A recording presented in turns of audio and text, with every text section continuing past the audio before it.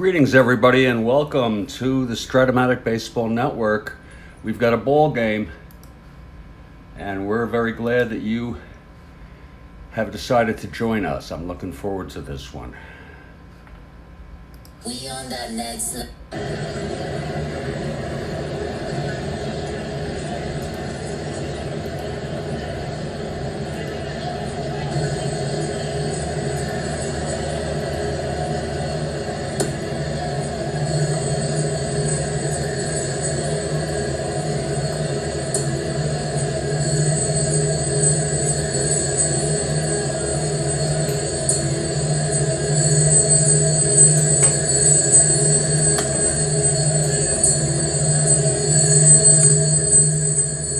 Greetings, everybody. It's Jeffrey Guterman, and I am at Bennett Field in Detroit.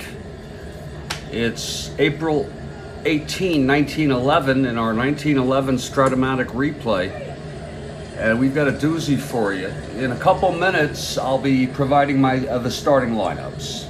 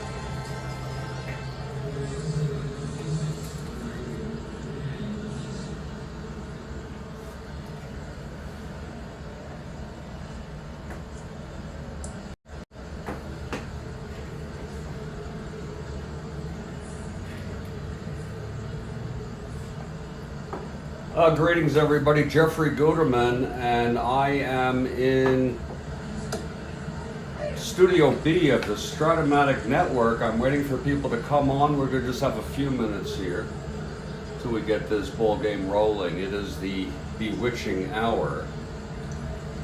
So I would ask you to just don't mind me. It's time for me to take my medicine. Otherwise, I turn into a very cranky person.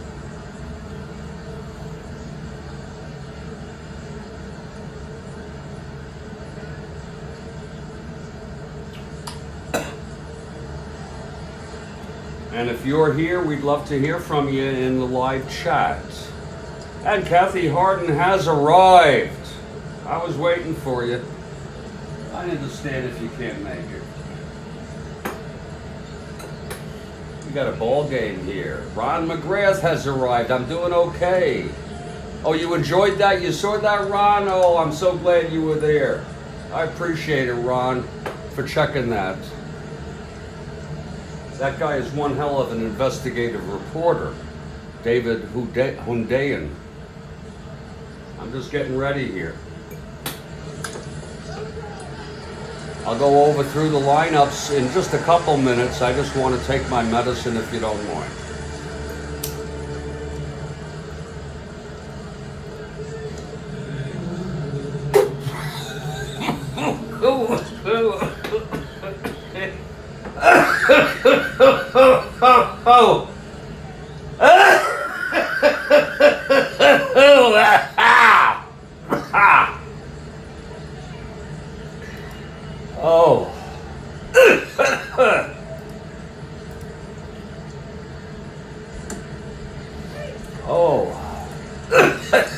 Got a good ball game here.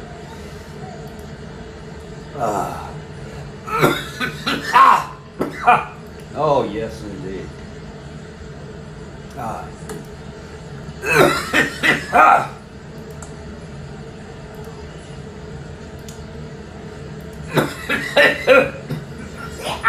Ooh.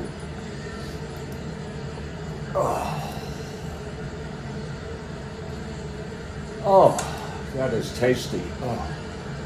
God, so good. Just a few minutes here.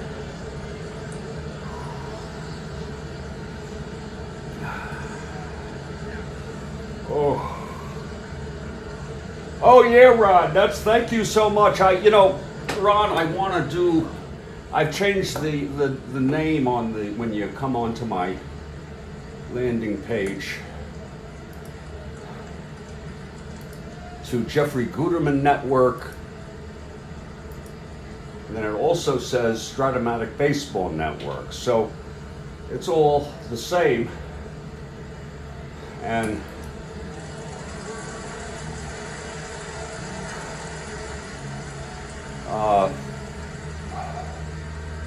oh, does that feel good?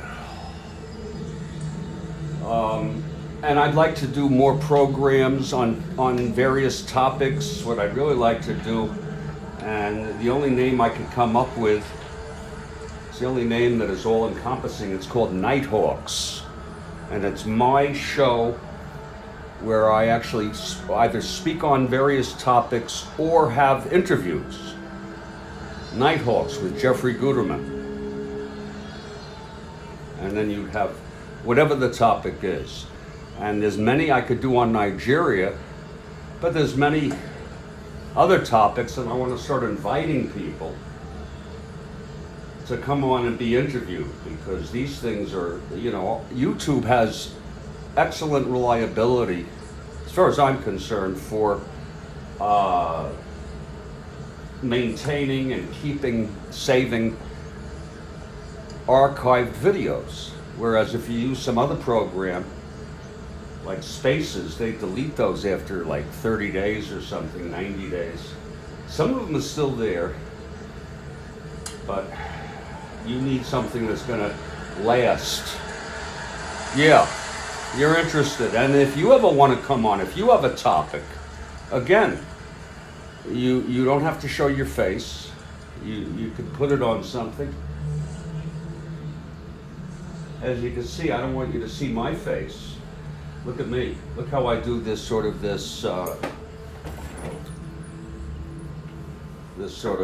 side shot. This works for me.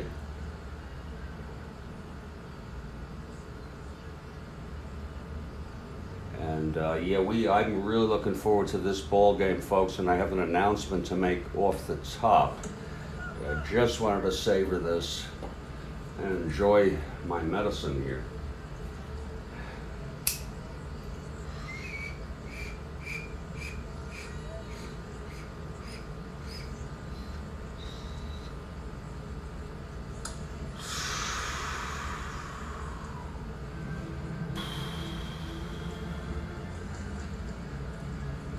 And folks, I'm on medical cannabis. If you have concerns about that, it's medical. Please leave the stigma at the door. You're gonna put me down for that? That's like putting someone down for taking insulin because they have diabetes. Okay? Ridiculous.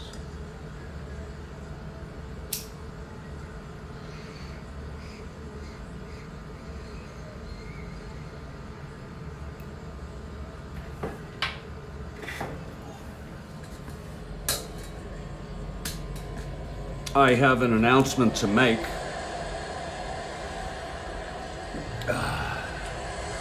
Upon review of the box score for this game on April 18, 1911, I learned that the starting pitcher for the Cleveland Naps, George Kahler, K-A-H-L-E-R, he started the game. Some of you may remember seeing him in there on the description, the title. But he was taken out after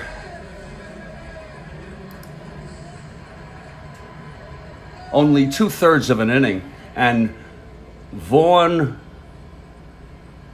Gregg, I'm not sure if it's Vaughn or Veen, I think it's Vaughn. Gregg came in, pitched the next 7 1/3 innings, allowed only 1 run. And in real world, he came in on the April 12th for his major league debut. He's a rookie. we never used him. So this is his major league debut. And so I said, you know, Jeff, be flexible. Use your head. I'm not even going to use Kaler. And Gregg, a left-hander, that doesn't know if Detroit uses the same people anyway. He is a right-hander, Kaler. But we're going to have that. That's the only change here. In real world, the Detroit Tigers beat the Cleveland Napoleon Lajoies 5-1. George Mullen went all the frickin' way. He's 1-0 in our replay. He was 1-0 when he came into this game, and he became 2-0. Kaler got the loss 2/3 of an inning. He allowed 5 hits, 4 runs in 2/3 of an inning, and they pulled him. Something very much in Strat-O-Matic. If you allow 5 runs, I think it's 5, this is super advanced, then you're fatigued. So that's the only change I wanted to give you. I'm not going to go through a long lineup process tonight. We've played Cleveland five times, Detroit 4 times. We're going to go through these folks, and then as we wish, we may go to some people and learn about some people. But all I know is we are at Bennett Park in Detroit.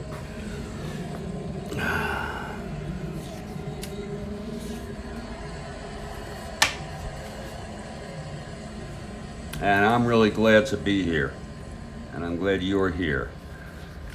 For the visiting Cleveland Napoleon Lajoies. And this is the second of a 2-game series. Detroit won the first one 3-2. And by the way, just to let you know, Detroit won like 90-something games. They're a second-place team behind the Philadelphia A's. They're an excellent team, a very, very good team, whatever you want to call it. And Cleveland was in 4th place, 7 games over 500. So they're pretty darn good too, okay? 7 games over 500. And if I'm not mistaken, they have Big Ed Walsh. In any case, let's go through our lineups first. So remember, Cleveland is a good team, okay? They're not a shabby team. They're a good team. Detroit is a very good team. Here's Graney now, leading off in left field. Batting second will be Terry Turner. He's at the, what do they call that, hot corner? Third base. Batting third is Joe Jackson. This is before he was traded to Chicago. He'll play center and bat third. Napoleon Lajoie, he has the whole team named after him. Their real name is the Naps. Will bat cleanup and play second base. Batting fifth is Ted Easterly. He's dangerous out there in right field. He's a 5. 5 -2. Okay. George Stovall batting sixth and playing first base. Sid Smith will be catching. Cotton Knopp with that kind of card there. Oh yes, look at that card. That's worse than a pitcher 1, folks. At least pitcher 1 has 1 non-out on the card, and that's 210. You know that, you Strat-O-Matic aficionados. And by the way, on Kaup, I do have a question. First of all, he only had 39 at bats. We will use him late in the game. We'll pinch hit for him if we have to, but not to start off. And he's gone soon anyway, so we don't have to worry about him too much. The pitcher getting a sudden nod is Gregg, the rookie, and you got to look him up sometime. Depending on how he does, I may just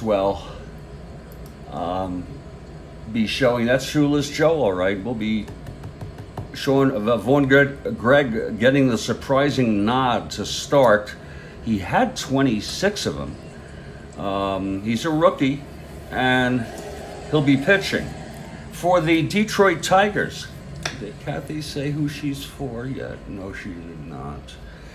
Davey, I love this lineup, especially the middle, the top to the middle of the order. It's Davy Jones. How's that for a name? Leads off in left. Batting second is Donnie Bush. He is the shortstop. His anemic hitting is somewhat excused because he's a 1. He must be great. Batting third, Ty Cobb. Needs no introduction. He's in center. Batting fourth is Sam Crawford, his rival and buddy. I don't know if I call him buddy. Right field. Jim Delahanty will bat fifth and play second. George Moriarty at third base, batting sixth. It's Del Gaynor. You have a Gaynor and a Graney, so be careful with that. Gaynor batting seventh and playing first. And Kathy Harden for Detroit. I think I'm going to have to go along with that, Kathy. Oscar Stainage, who I'll be talking about again sometime, wanting to relive that picture of him years later being an usher at Tiger Stadium. And the pitcher is George Mullen. Apparently he had a pretty good career, I guess. He was 18-10 this year. And that is a fine record for him to have. The team won something like 90 games. Mullen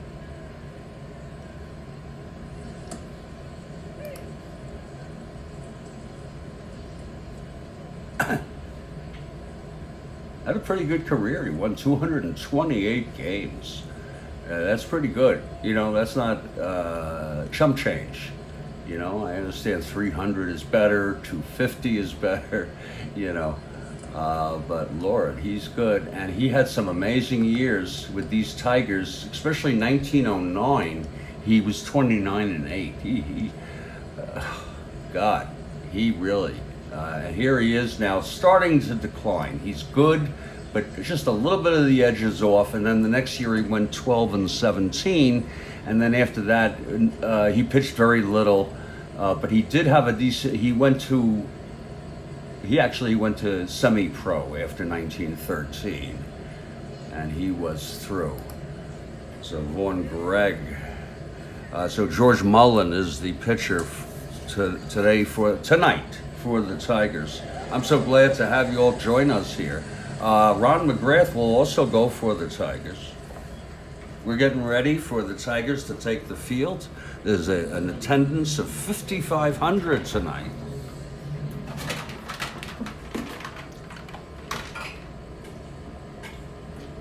Ah, 5,500. And the Detroit Tigers take the field. Again, Bennett Park. Again, the date is always in the upper right. It's April 18, 1911. This is time travel. Setting up the Tigers defensively. It is George Mullen on the mound. His catcher is Stainage in the infield. Gaynor at first. Delahanty at second. Moriarty at third. Bush at short, outfield left to right. Davy Jones, Tyrus Raymond Cobb, and Samuel Crawford. And coming up to bat for the Cleveland Napoleons is Jack Graney. Again, Detroit took the first of this. They think they're in this. Okay? They definitely think they are in this season. A's won the pennant and the World Series last year. The Tigers won the pennant in 08, okay, and 07, and 06. So you get a feel for what we're talking about here. You get just we want you to get into the ambiance of it all. Okay, Graney, a left-handed hitter for Cleveland, facing Mullen. It's a nice crowd of 5,500. Here's the pitch from Mullen now. That's going to be 210 right-handed, and that's a drive hit out into the gap. It's into right center, and going for it is Crawford, but Graney pulls into second with a stand-up double to lead it off here in the top of the first. I found something on YouTube called sleep radio. Just Google sleep radio, fake radio. What you get is a guy doing announcing of teams, fictitious players with great crowd effects and so calming. Go do it. Check it out sometime. Listen to it for a half an hour or sometimes. Sleep radio. Okay, Grainy on second, and that brings up Terry Turner. Jackson on third, on deck, and Lajoie in the hole. Okay, Mullen now. Here's the pitch to Turner. That is 6-5, right-handed. He grounds it to third. Moriarty has it, throws it to Gaynor. And there's one away. Grainy holds at first. I could take a lot of tips from that guy. His style. It sort of how could I put it? Smooths out the edges that I may have. I could take what I'm doing and just sort of adapt that sort of nice, relaxing. Whoops! Oh, that die is there. It is. The green, one of the green fell. I got it. There we go. It's a little bobble there by the player. Oh, did you see the Ron? Was that guy good? He's got a good voice, and the whole idea of it is very, very creative. My God, that he would go to that trouble? God. I love when I see creative people who were, you know, I don't have any idea who they are, who do stuff that tickles me. I loved it because it's so well done. Okay, the young Joe Jackson steps in now. Grainy in scoring position and one out. Mullen from the stretch.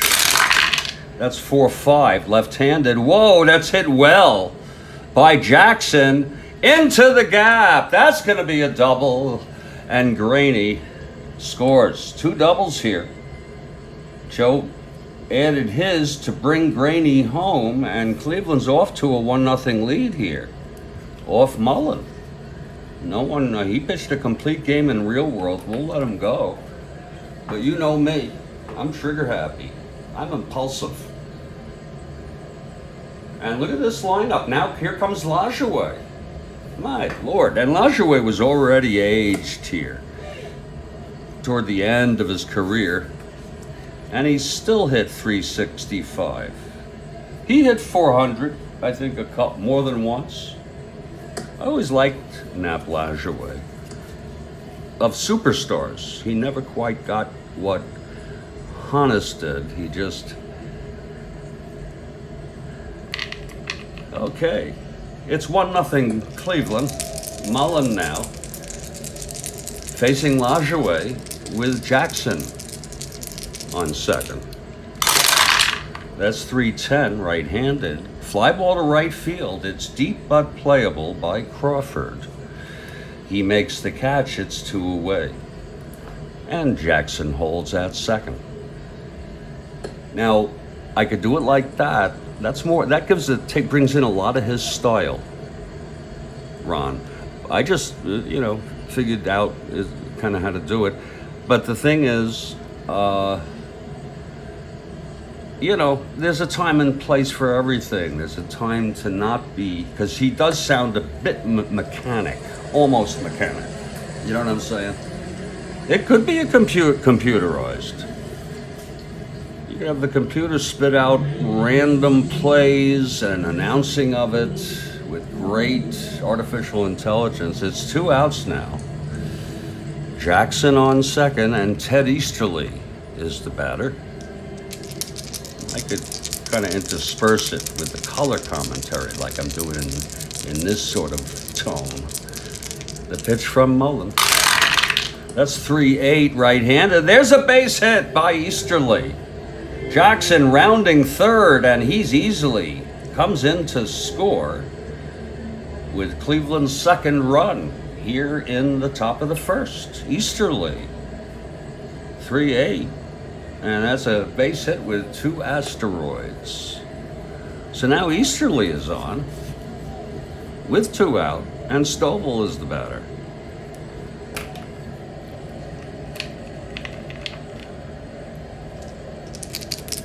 Mullen, the pitch to Stovall.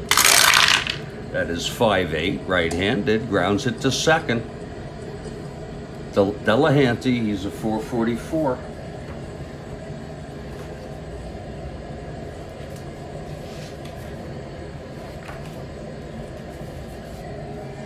(13-4), he throws him out. And Easterly goes to second, but the side is retired. So it's 2 runs for Cleveland Naps. On 3 hits, the double by Graney, then Jackson brought him home, and the single by Easterly brought Jackson home after a half an inning at Bennett Field in Detroit. It's Cleveland 2, Detroit coming to bat.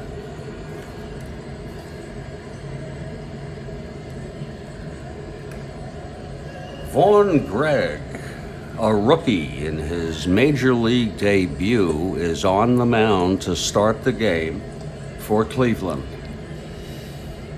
Gregg, it's a great moment for Vaughn and all his friends.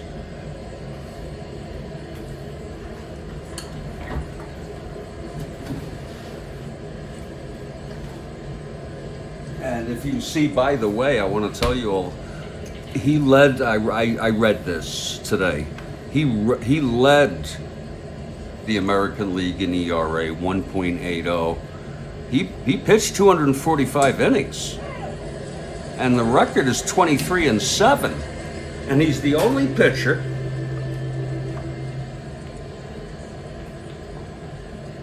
in Major League Baseball history who, in his first 3 innings, won 20 or more games. Now think about that. That's a pretty novel frickin' thing. I thought he was going to be the greatest ever. Okay.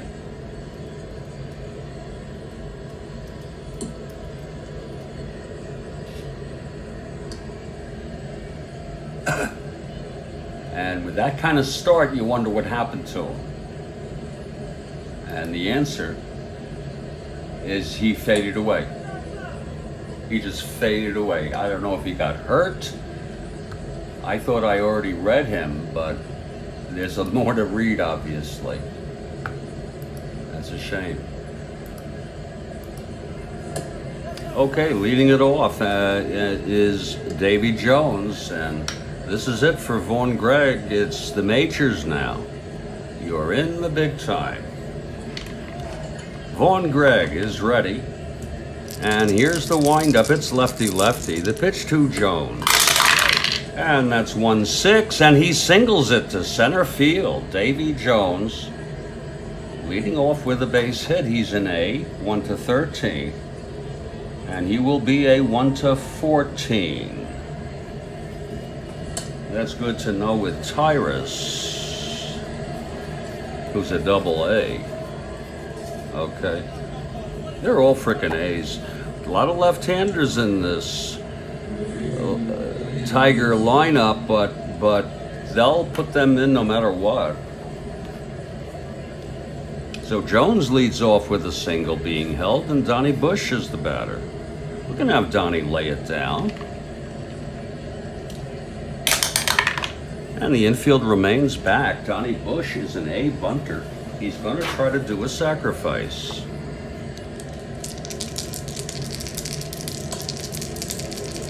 And Gregg, the pitch to Bush at 7, and it's a beauty. Thrown out by the first baseman as Jones advances to second, 1 out.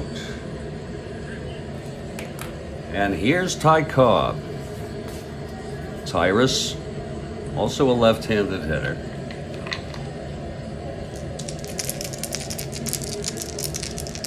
I'm going to try to turn that down a bit. So it's lefty-lefty here. The pitch to Cobb. Whoa, that's 4-5, left-handed, and it's a drive hit out to left field, and that's going to roll. Graney chasing after it, and Cobb is in with a double, and Davy Jones scores easily. And now it's a 2-1 ball game. See, I'm trying to just tone it down even a little more. So how do you like that? We've got an interesting ball game here. We have a ball game of doubles and runs scored here in the first. And I think it's great for baseball. Okay, Gregg in his major league debut with Cobb on second now, 1 out. And Sam Crawford, and that was right off his card. He's actually better against right-handers. That's really something. No, maybe not. Maybe a little. Look at this, the walks there. Okay, here's the pitch to Crawford. That's 6-6, and he struck him out. And I'm glad I don't analyze that so I could know in advance. I go with instinct. That's what the managers did. I guess you could, as the season progressed, they got an idea. So Crawford is retired. He struck out swinging, and here's Jim Delahanty with 2 outs and Cobb on second.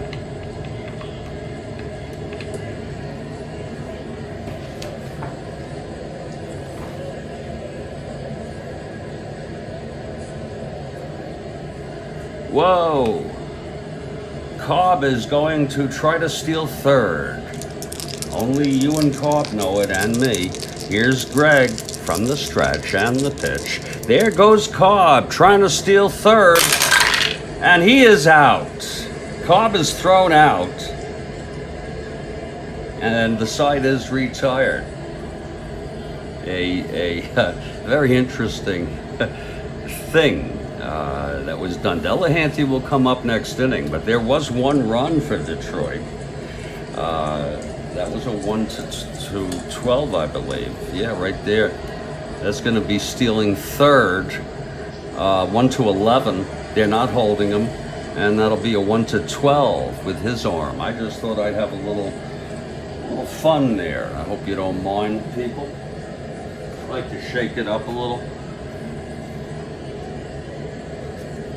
Here's George Mullen now to pitch the top of the second. He allowed 2 runs, 2 doubles, and a base hit. That will do it. And Sid Smith leads it off for the Naps.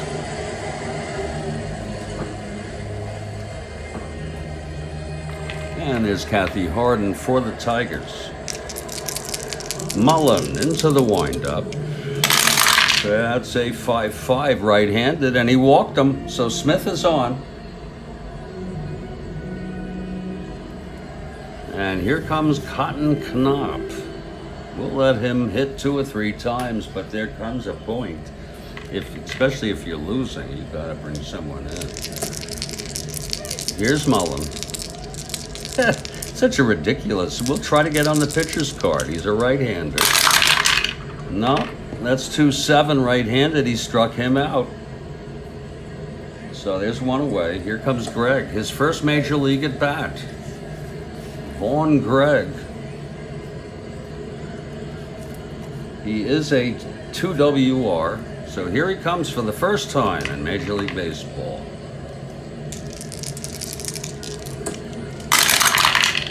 That's 2-7, he struck him out. That's 2 for Mullen now. Maybe these were first inning jitters for both Mullen and Gregg. We'll see. Here's Jack Graney now. Graney doubled to start the ball game off. He came home on Jackson's double, as Jackson did on Easterly's base hits in the first. It's Graney at the plate.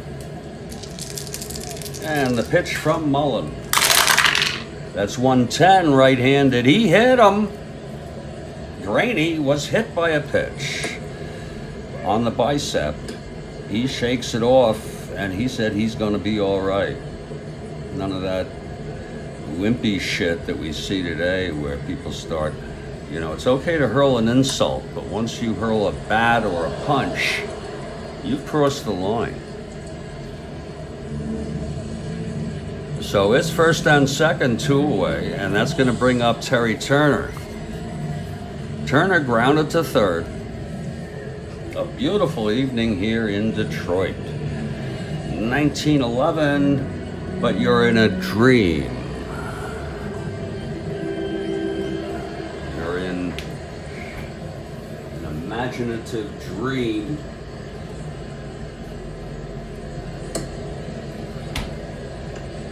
Turner takes a ball, low and outside.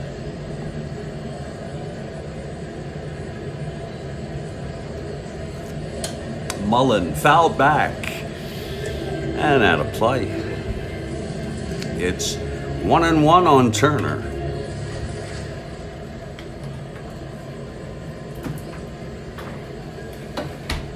Okay, Mullen.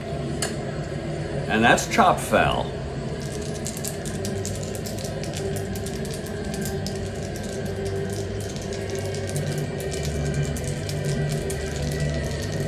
We're in the top of the second. It's 2 outs, first and second. Mullen trying to get out of this.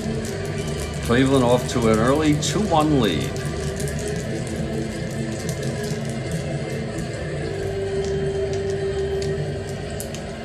And the pitch to Turner.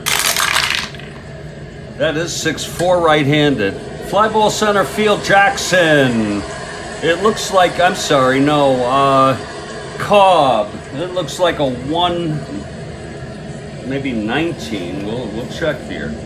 It looks like a 1 that was hit to 6-4 center field. Yeah, Cobb is a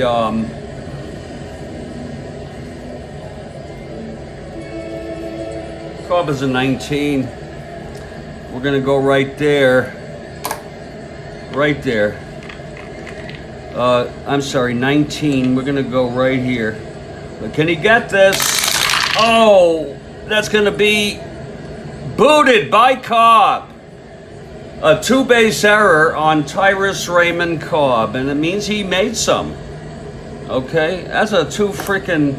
Oh, Tyrus. He went 0 for 4 last game. Whoops. Isn't that a kick in the teeth? That's going to be unearned. And it's 1-0. It's 3-1 now. So that's a, you know, you don't think Cobb ever made an error, folks? Yeah. Oh, yes. And here comes Jackson. Yeah, you made an error. You just did, for Christ's sakes. Now it's second and third, and that was a big error. 2 outs. This is a must get out. Mullen. And the pitch. That's going to be 2-8 right-handed, and he flies it to center. Now Cobb is under it. And he makes the catch, and he runs in quickly with a pretty sore look on his face. There were no hits. A walk, hit by pitch, and to top it off, a 2-base error by Karl out in the field. He misjudged it, and it's 3-1 Cleveland.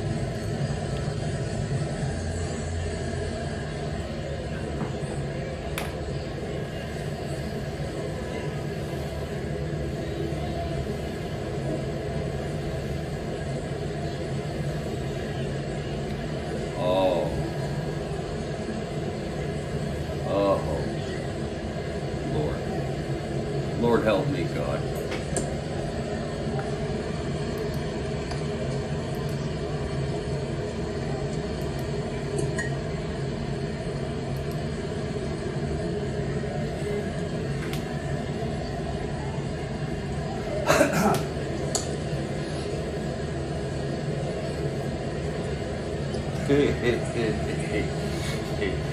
Hey folks, I'm just taking a couple minutes here, okay? Thank you. I've got to take a couple minutes right here. I'm loving this game. But, you know, our evening broadcasts are a little different. I take breaks, you know, and this is, I'm always honest about it, this is a short one. It's like a 2 to 3 minute break. My name is Jeffrey Guterman. This is the Strat-O-Matic Baseball Network.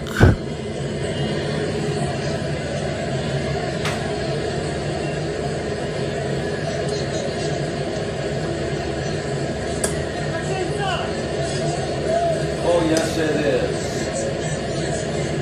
Yes, it frickin' is.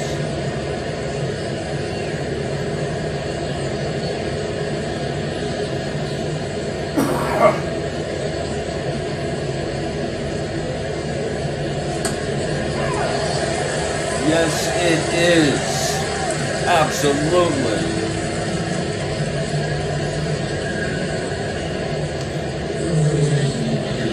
Yes, absolutely. Yeah, we love it.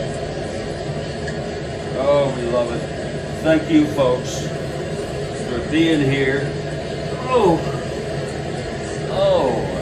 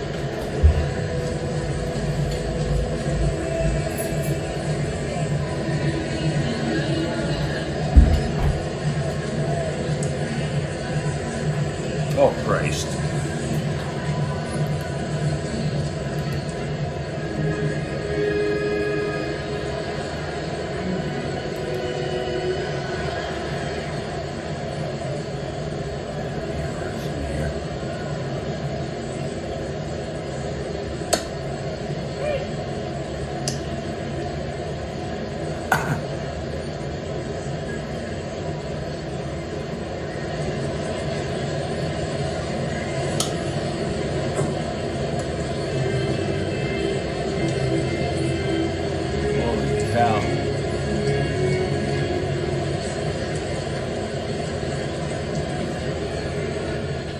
Cobb made 17 errors this season.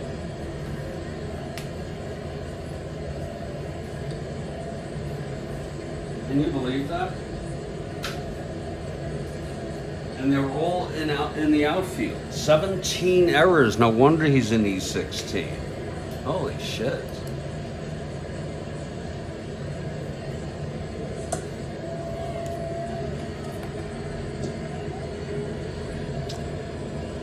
Okay, here's Gregg now in his second inning in Major League history. It's a 3-1 ball game after the not uncommon error. I mean, we're talking about an error like every 9-point-something games. I guess that's not a lot. I don't know.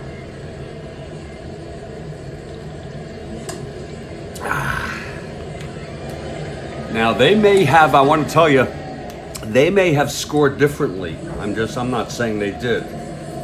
And not given hits to people when he couldn't get it or something. But who knows? In any case, Ed Delahanty will lead it off for the Tigers against Gregg. The pitch to Delahanty. That is 1-7, left-handed, grounds it to short, 1 away. Handled very nice by Cotton Knopp.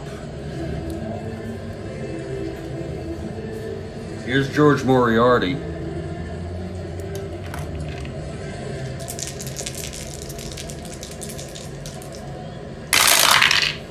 That's 1-7.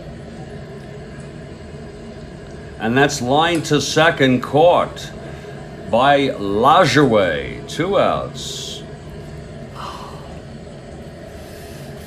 And here's Del Gaynor.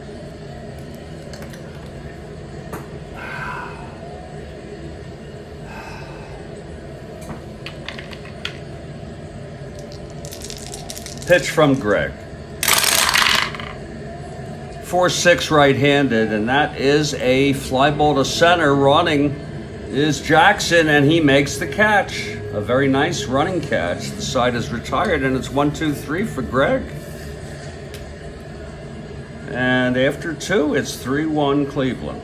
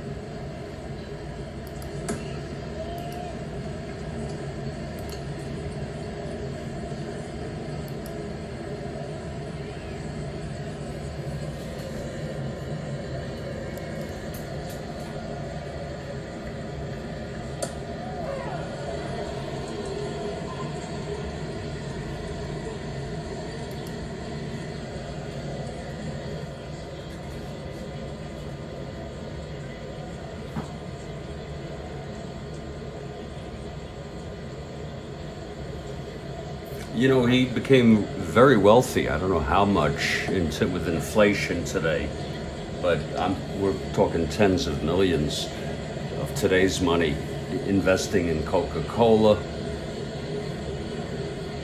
mostly from investing his stock, his money, his all sorts of things in Coca-Cola. He advertised for them. And he was very rich at the end.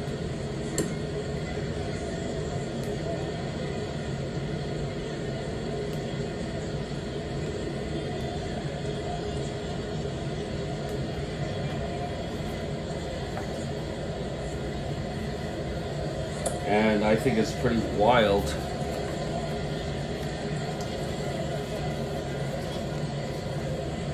to think that he hit 420 this year.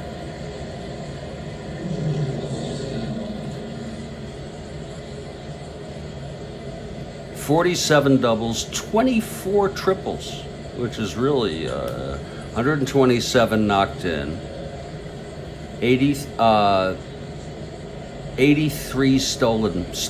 I mean, that's, you know, he's a 1-17. He's a 1, but he's an E16.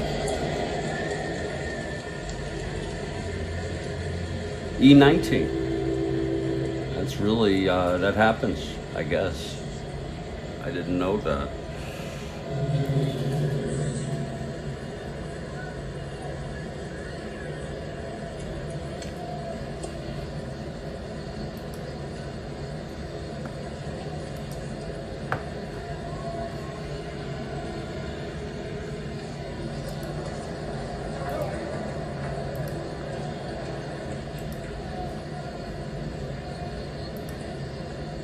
Excuse me one moment.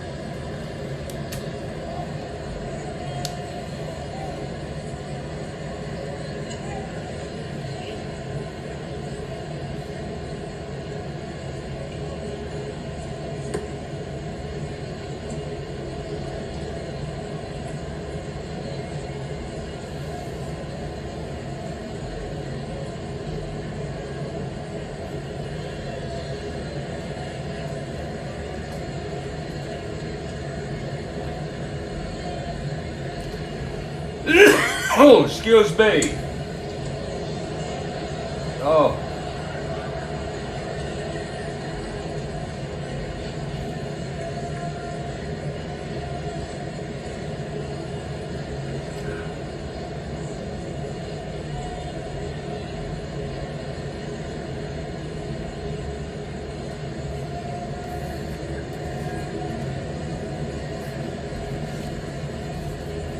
Not gonna happen. 17 frickin' errors.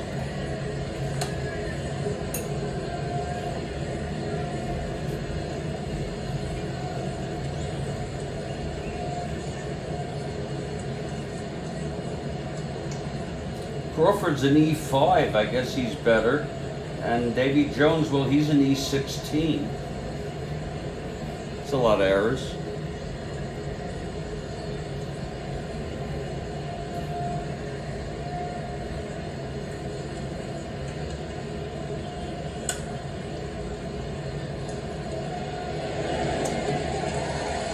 Well, we'll see how Mullen fares here in his third inning.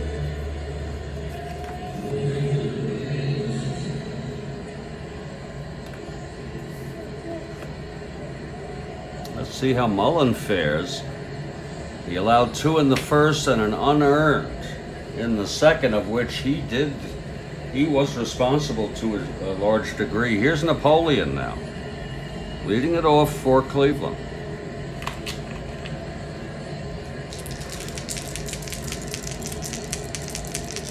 Lajoie flew to right in the first.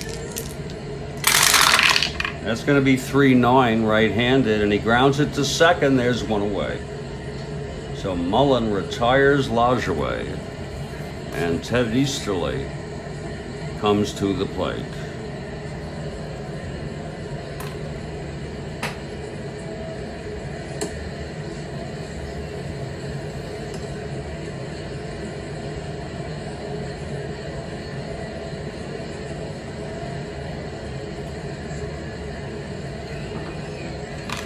Mullen gets the sign from Stainage. And the pitch to Easterly. 2-12 right-handed, pops it up behind the plate. And Stainage makes the catch. It's 2 away. Here in the top of the third, now George Stovall comes to the plate.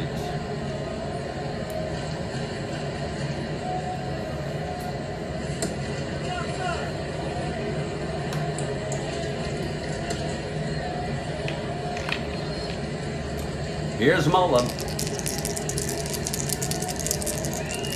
And the pitch to Stovall. That is 4-6 right-handed. That's going to be a drive hit out. It's a base hit for Stovall. He gets the 9-20 roll. With a 2-out single, Stovall is on first. Sid Smith is the batter.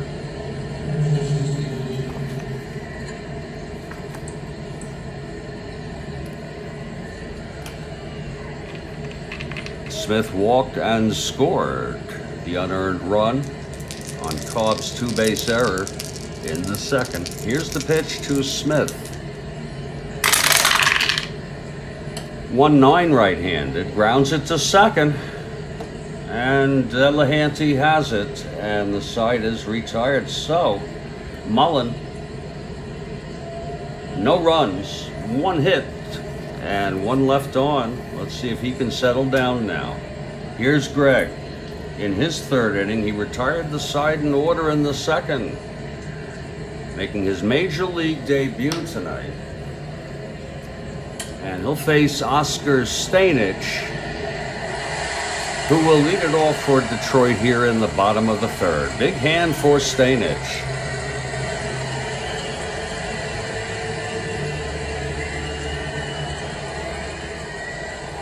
Okay, Stanich steps into the box.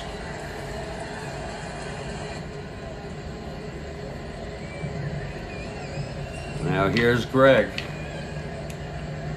The windup and the pitch to Oscar. That's 5-11 right-handed. He grounds it to third. Turner scoops it up, throws to Stovall, and there's 1 away. That's 5 in a row for the rookie. Vaughn Gregg. Here's Mullen now. Mullen is a 5 WR. He can sock it a little bit.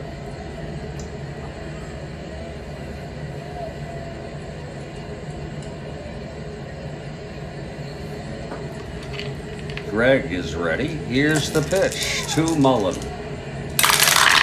And that is 3-7. It's a base hit for Mullen. It's right off his card. He's a 5. So Mullen is on first. He got that hit.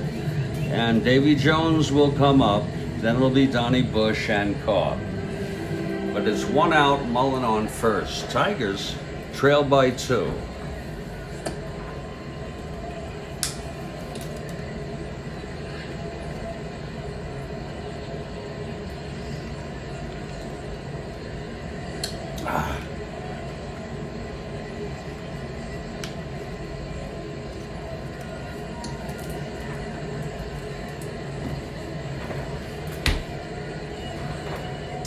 Gregg working from the stretch, and the pitch to Davy Jones. And that is 4-7. Left-handed, it's a base hit. Mullen rounding second. He's hustling. George Mullen, he be hustling over to third.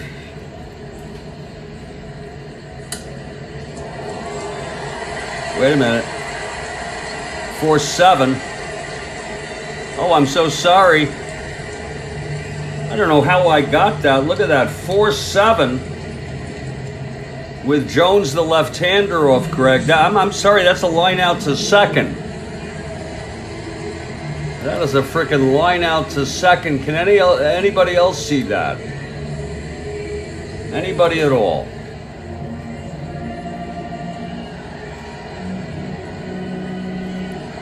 That is a freaking line out to second.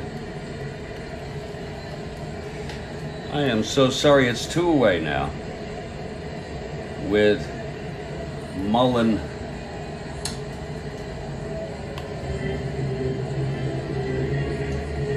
still at first.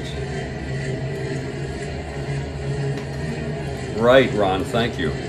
You're a good man. Here's Donnie Bush now with 2 outs and Mullen on first.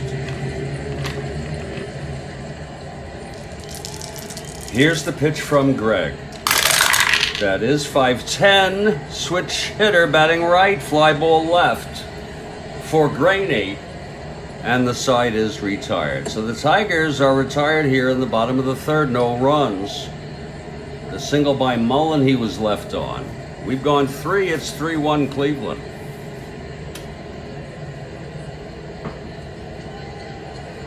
It's kind of cool, you know, I listened to that, folks. I was talking about sleep radio. If you go to YouTube, it's an ambiance of fictitious games. This guy does a great job. And I wish I could create that sort of atmosphere, the sound, you know what I mean? But, you know, we're on a low budget here. Okay, here comes Mullen now.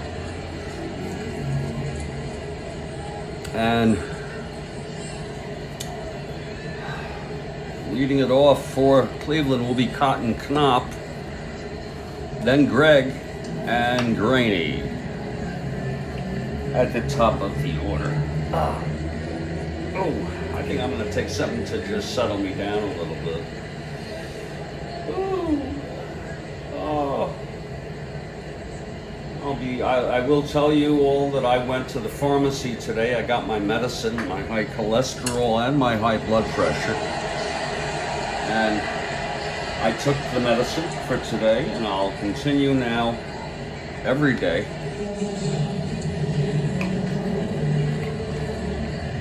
And do the best we can, trying to stay alive, you know?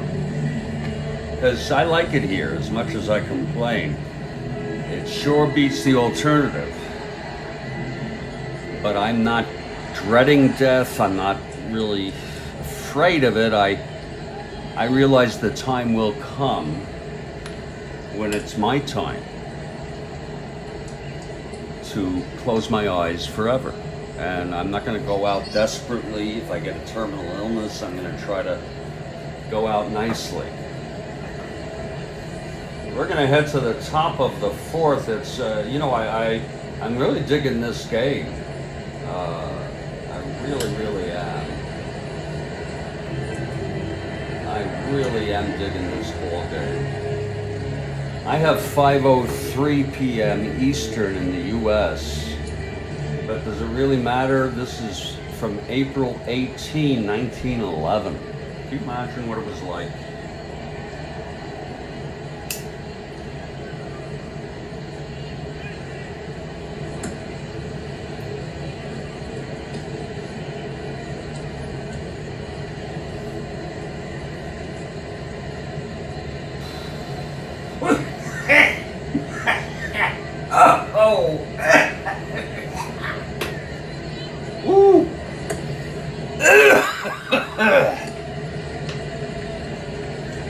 Indeed. And leading it off is Cotton Knopp. He struck out in the second. Oh, he struck only 6 strikeouts. I guess that's good, yeah. Okay, Mullen, here's the pitch to Knopp. That's going to be 3-7. And he struck him out again. And that is the third for Mullen. And Gregg comes out.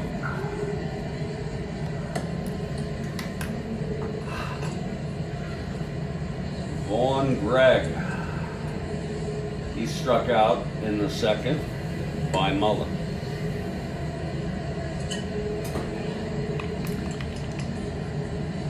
I think I'll introduce you to some of these folks, maybe if I have the strength and remember, after the ball game. Here's the pitch to Gregg.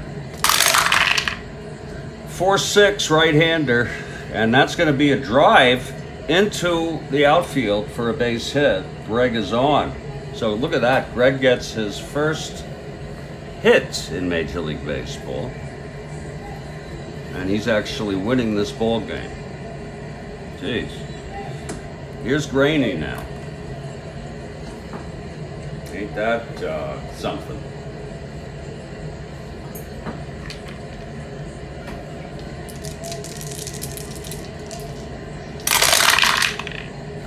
(6-2) to Grainy, and that's hit deep by Grainy, but it's playable in right field by Easterly, by Crawford, and that's 2 away, and Gregg will hold. So it's 2 outs, Gregg on first. Here comes Turner. Grounded to third, reached on the 2-base error by Karl.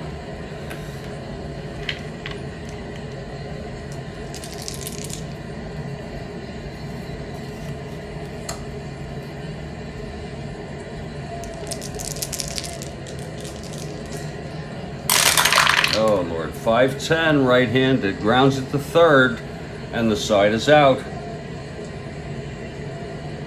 No runs again for Mullen. 1 hit left on, and it's still 3-1. We're going to move to the bottom of the 4th in just a moment.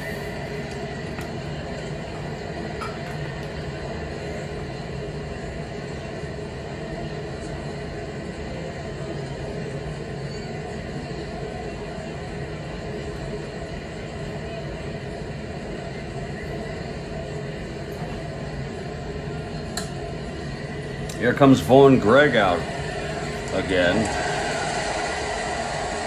He did let up a run in the first, but he's had 2 good scoreless innings since then. It's going to be Cobb, Crawford, and Delahanty. Here is Tyrus Raymond stepping in.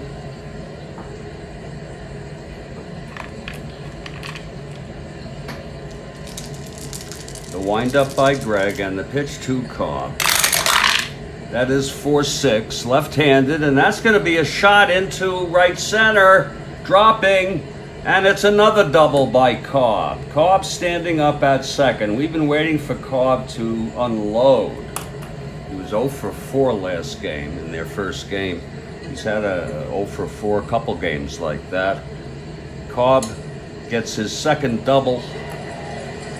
That's no surprise whatsoever. He's on second. Here's Sam Crawford now, also a left-handed hitter.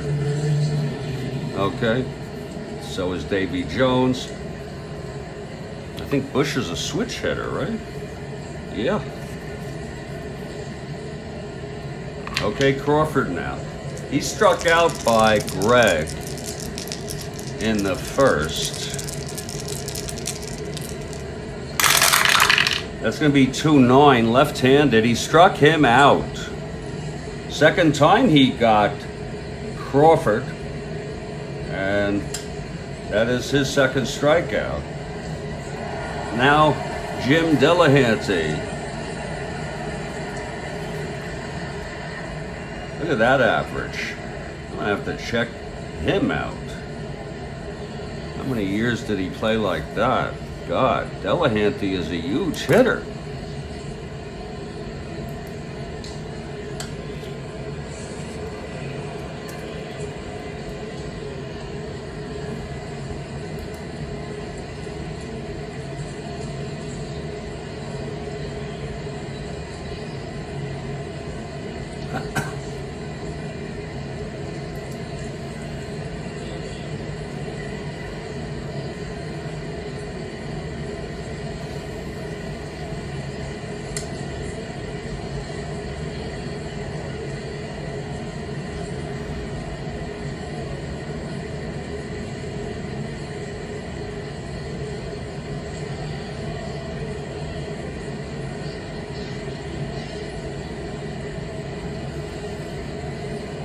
Okay.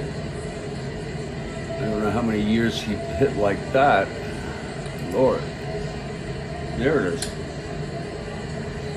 He had a...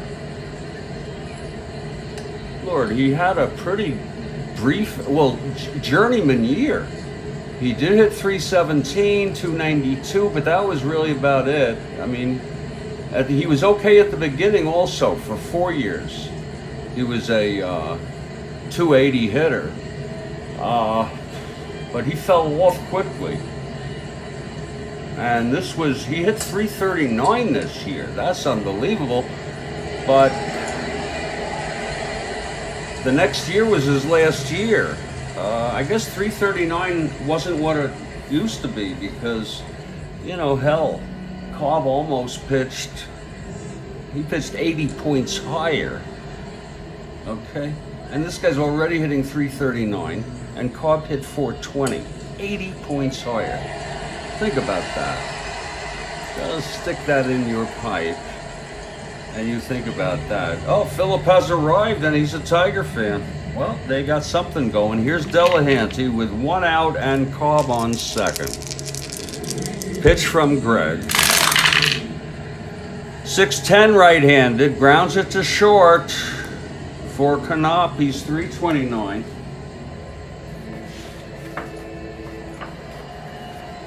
(15-3), and he throws him out.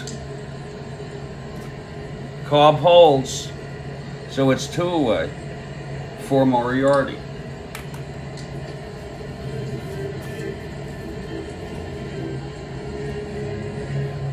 Forbidden Island. Wow. Folks, Philip Reynolds getting ready to play some Forbidden Island. That must be wild.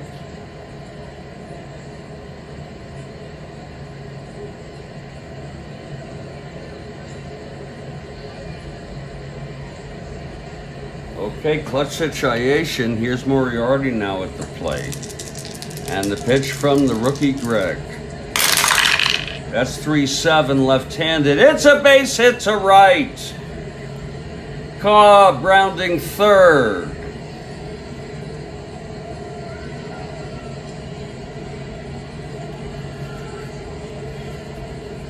One to 17, 2 outs, 1 to 19.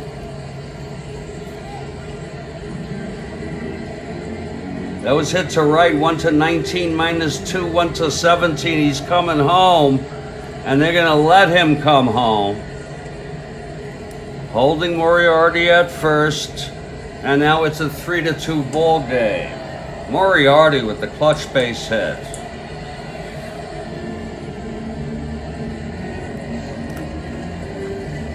Cobb comes in. He's a little relieved to have scored at least a run here. After that 2-base error. It's going to be Del Gaynor coming up.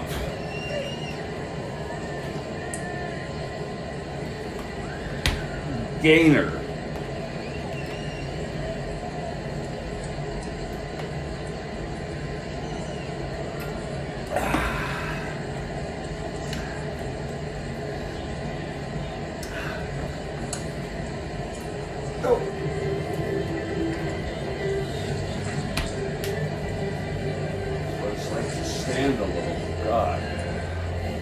And Kathy Harden is hanging there.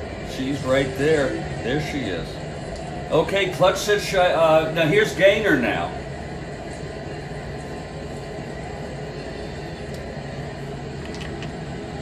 Gregg allows his second run of the ball game.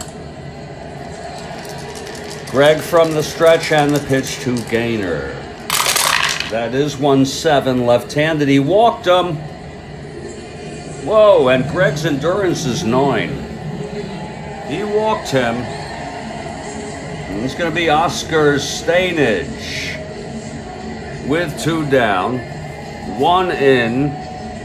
It's a 3-2 ball game. Cleveland leads Detroit. Yeah, I need to get in the habit of standing more, you know?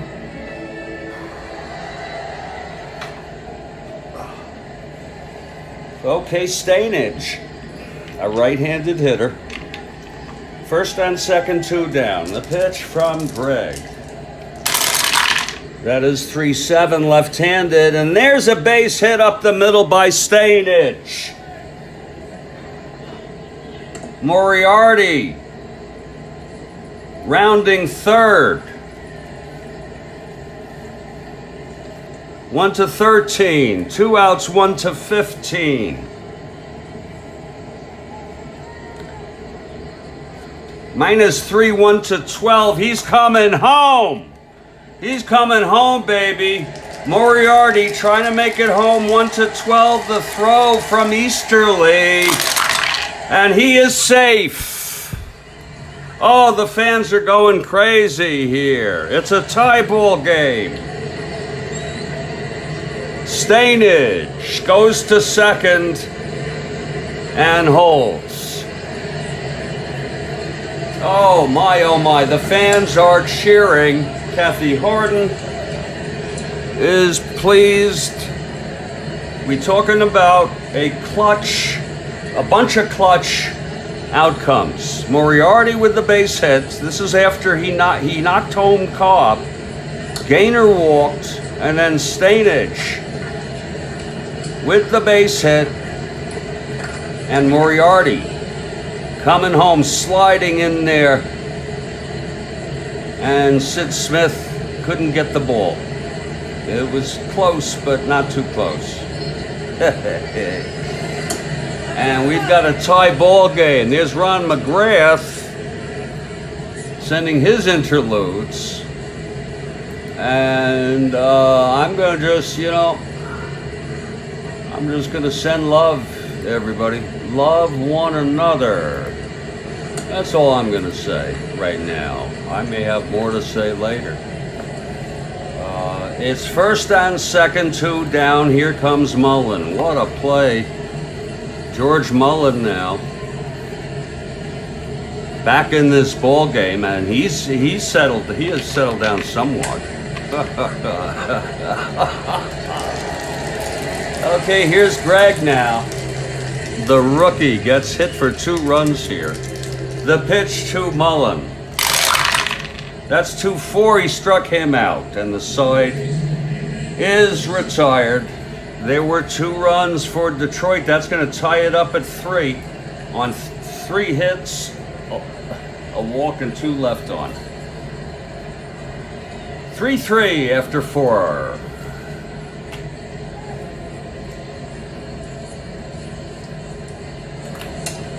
That was some inning there, as far as I'm concerned. 2 runs. It's exactly what the doctor ordered.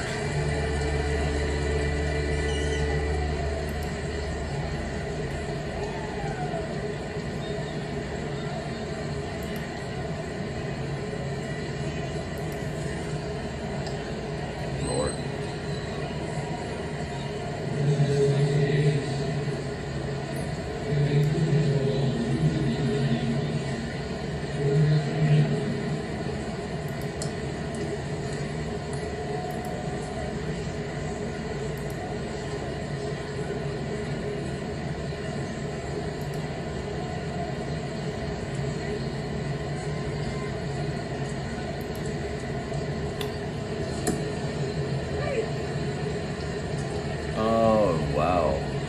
Croce, yeah.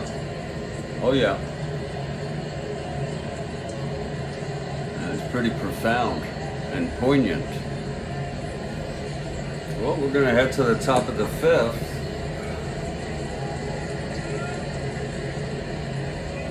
And here's Mullen now.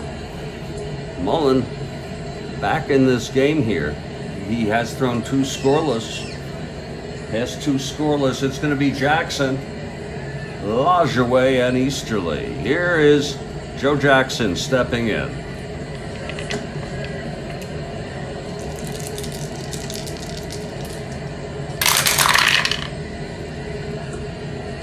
Lajoie hits it to third.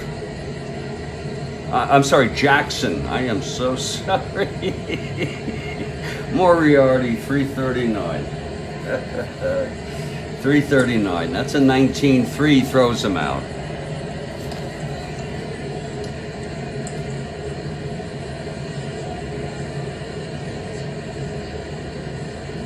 And here comes, whoops. Damn. Okay, here's Lajoie. Just ignore that, okay?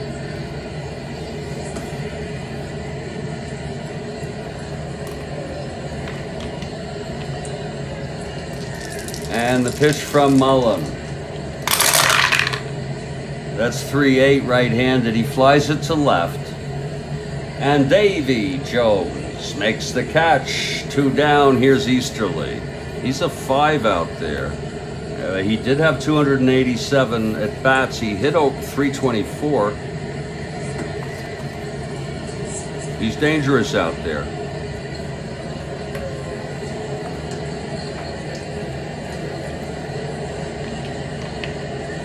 Okay, Mullen.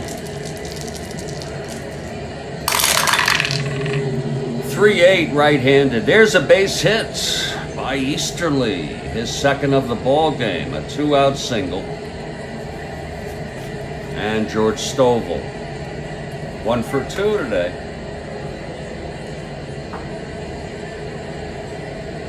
Just a chip shot base hit there by Ted Easterly.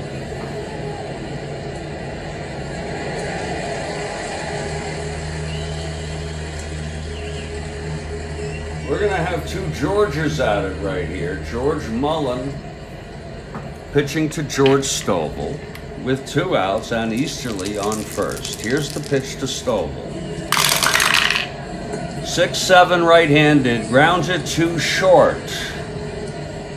Bush has it. He throws it over to Gaynor. And that side is retired.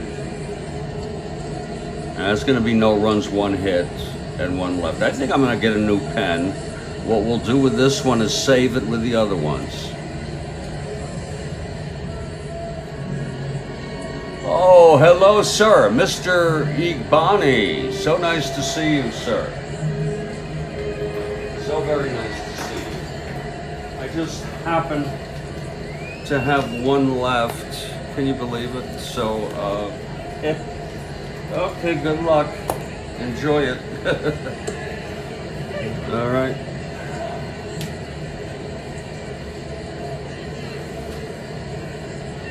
And these things take a little bit to get rolling. Okay? They don't just start writing beautifully immediately. Very glad to meet you, sir. We're doing Strat-O-Matic Baseball. This is from my 1911 replay. We've gone back in time to April 18, 1911. And we're so glad to have you.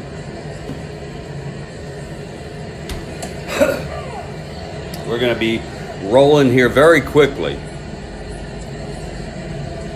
Stovall is retired.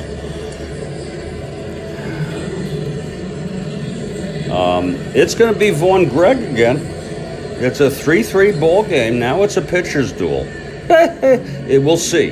We'll see if Gregg can settle down. He's a rookie. So...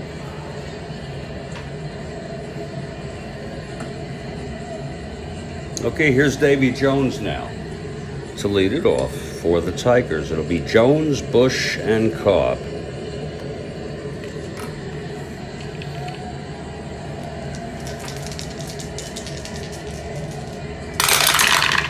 That's 410 from Davy. He flies it to left.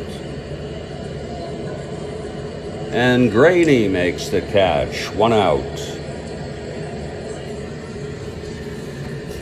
Here's Donnie Bush. Switch hitter, batting right.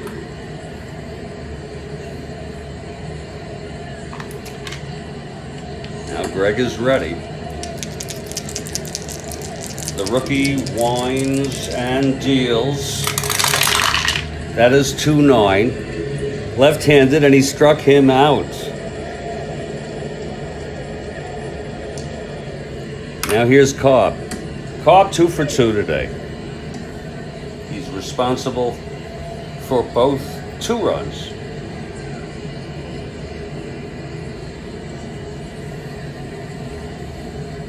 Knocked 1 in, scored 1.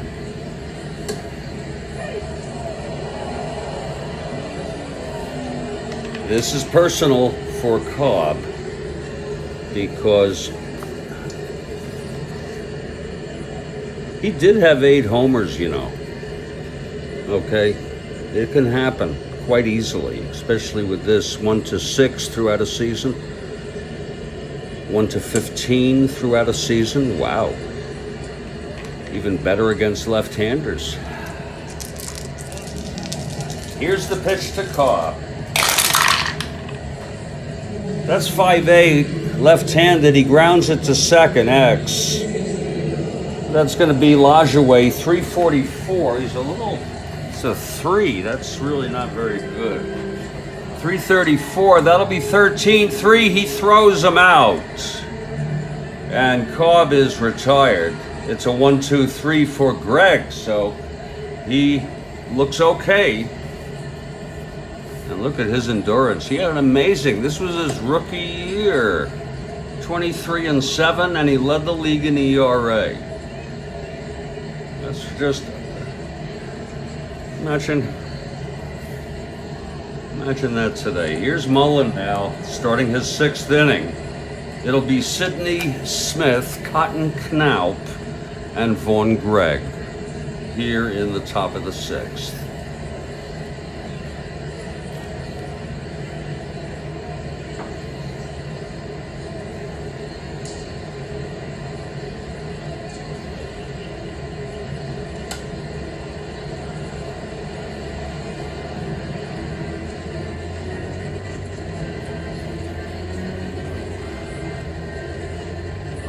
It's only 5:28. Holy shit. Okay.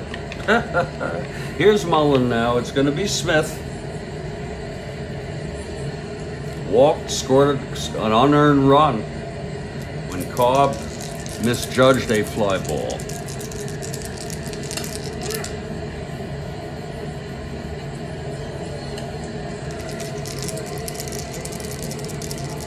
Here's Mullen now. The pitch to Smith. That's 4-8, right-handed. It's a base hit to right for Smith, his first of the ball game. Smith on first, and here's Cotton Knaup.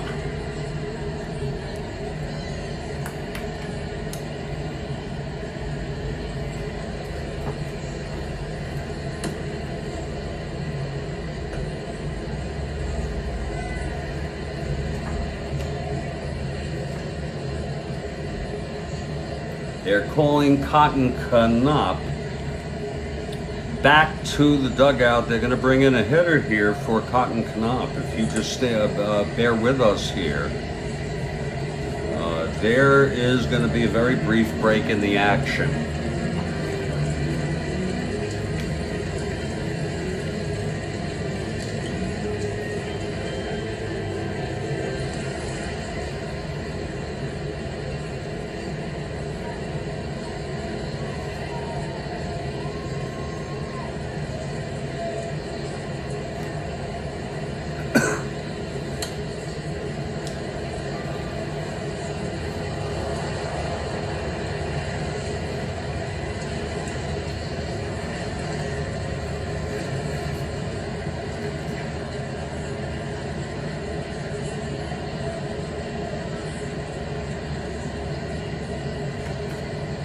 There's going to be a hitter here. It's going to be Joe Birmingham.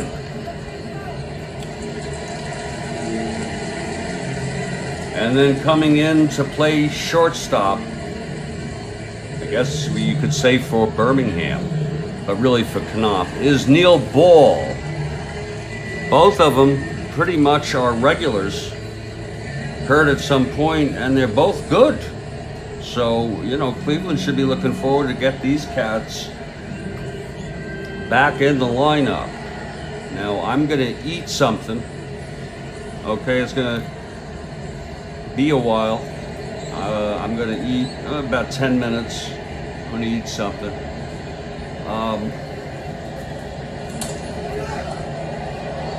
So, if anyone's had any questions, you let me know. I'll be here, but I'm taking a break right now. I guess we will put the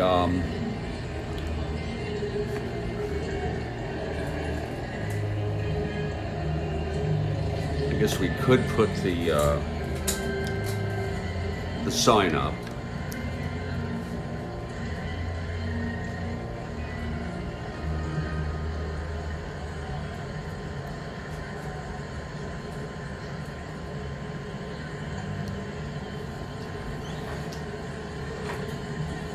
Yeah, thank you, Ron. Appreciate it.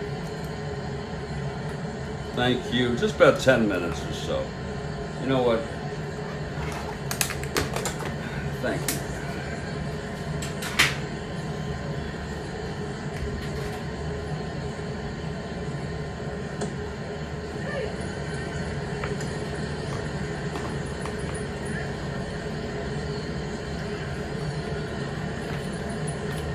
Lord Almighty.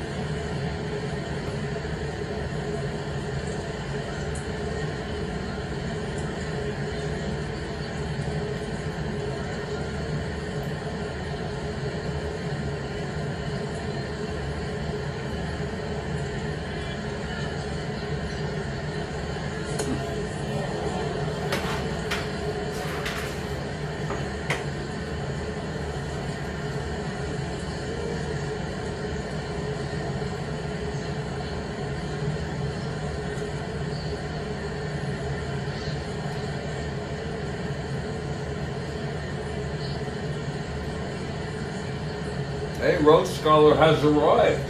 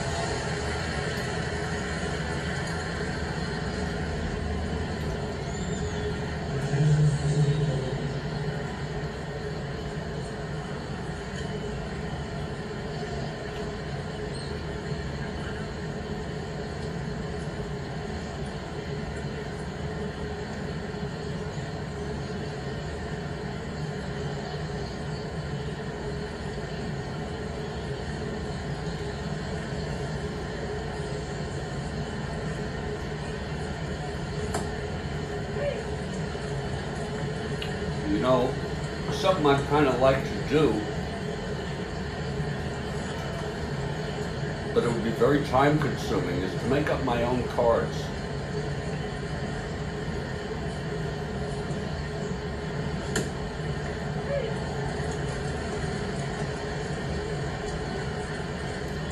I did that when I was a kid. Imaginary players. And I play them against real teams with my friend.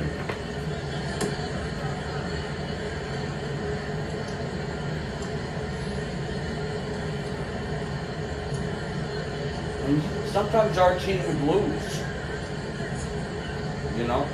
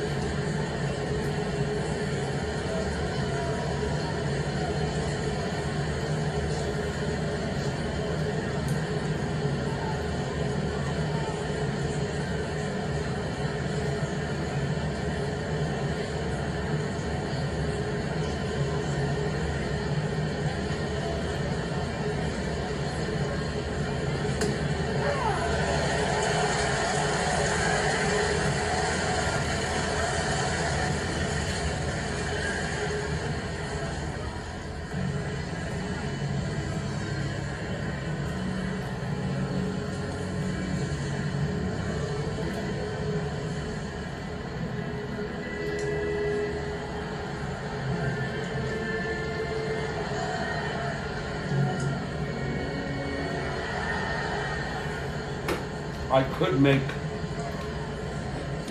up one card.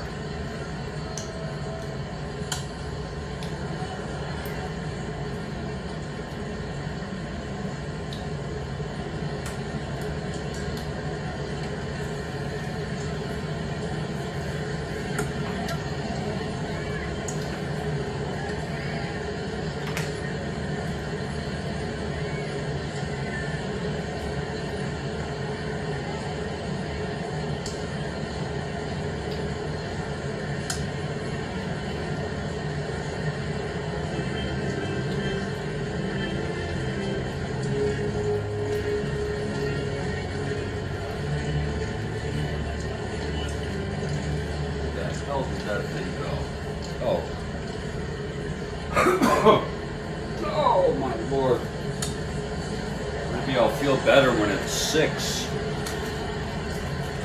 Oh God. Oh.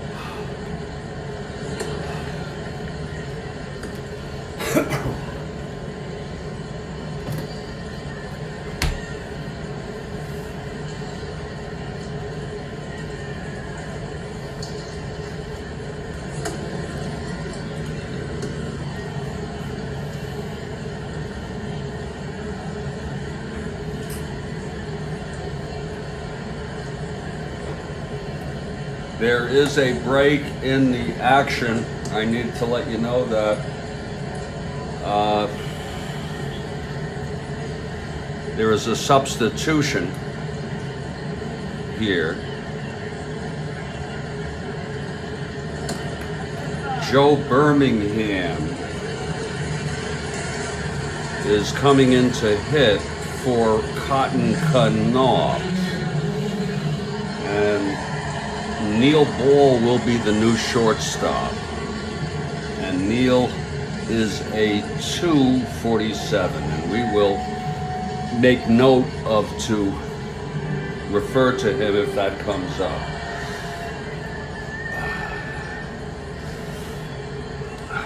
Birmingham. And he's a regular.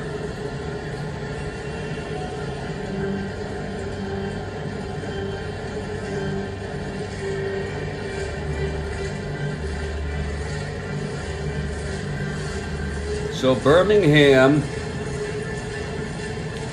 stepped, and isn't it interesting, we probably will not be pinch hitting for the pitcher. Okay? It just goes to show you, baseball is a funny, funny freaking game. It really is.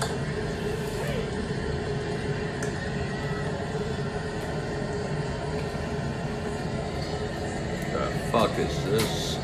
Come on.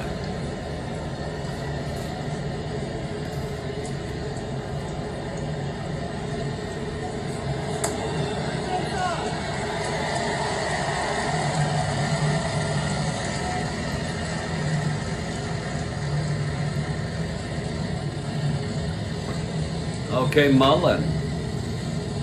Oh, a food name. Okay, who's that? I'll bite. I'll bite.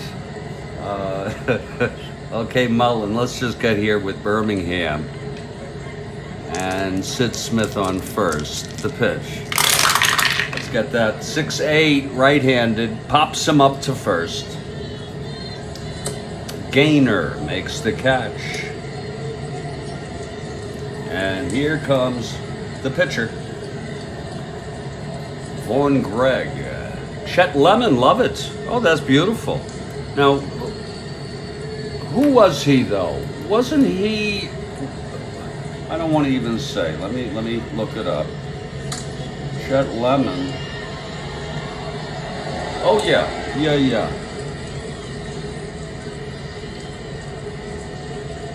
He's 3 years older than me. Still alive. Oh my, there he is now. Wow, that's him 10 years ago. Wow.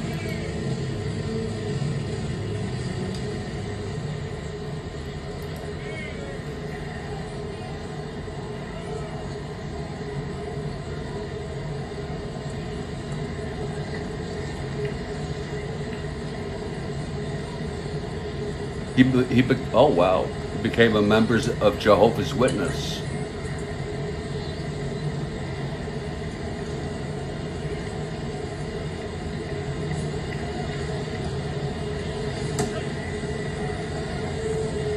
It's an interesting thing. Chet Lemon, very good.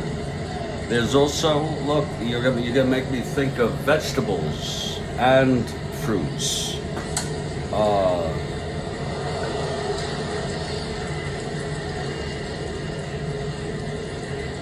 Well, you know, food or food related, okay? If we make the category food or food related, wouldn't we have to say Dusty Baker? Okay. Doesn't have to be of food. It could be, that's inexorably linked to food. Bake McBride? Well, no, I said no first names, guy. Okay. But we'll give that to you. No, you're right. You can do it if it's unusual. Sure, you can do whatever the hell you want. You burn the place down, I don't give a crap. Here's Gregg now. Gregg is a 2WR. It's Smith on first, very slow. One down. And the pitch from Mullen. Bake McBride. 6'7", right-handed, and he grounds it to short, double play, and the side is retired.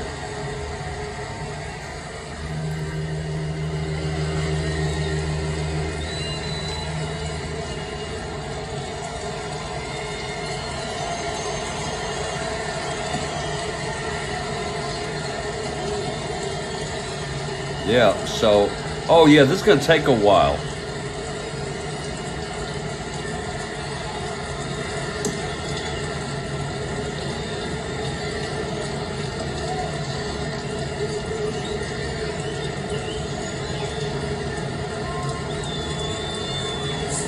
It takes a while.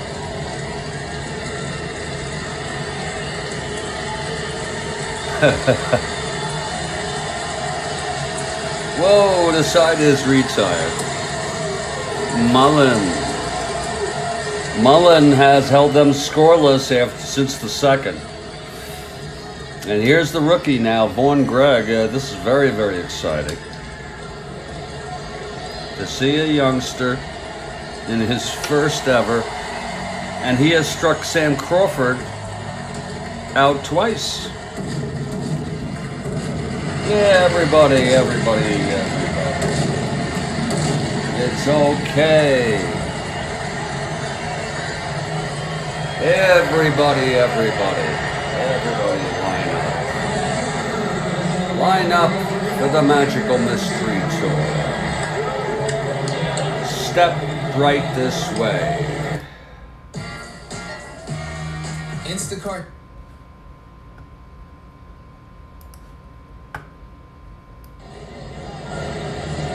Yeah. We're heading to the bottom of the sixth, and it's good. I'll tell you, that nourishment helped. Feeling a little stronger now. We want to welcome you here to the Strat-O-Matic Baseball Network, and we are just having, this is a, well, I don't know about you, I'm in this sort of a, I don't know, sort of a quiet mood right now, so I'm not really getting into this game, but it is actually a very, very close game. And we are watching a Gregg, who's holding his own. Okay, Gregg on the mound holding his own, and he ought not do that. It's inappropriate to do that in public. Whether you think it's okay or not, I'm not going to argue that with you. But it's just not a great idea to do it in public.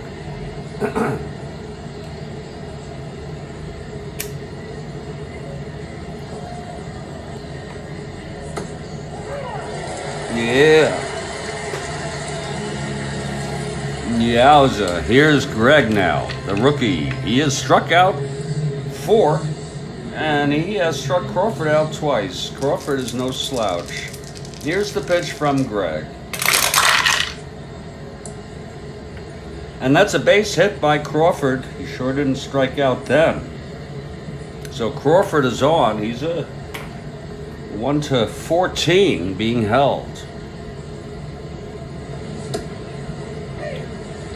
1-15, 1-13 being held plus 1, 1-14 being held. And Jim Delahanty is the batter.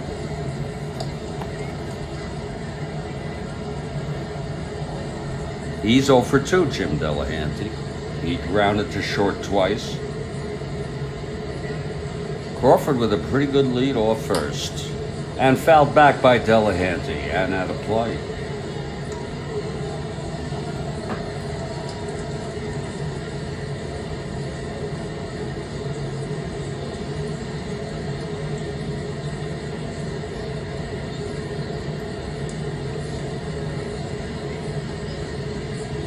Okay, here's Gregg now from the stretch.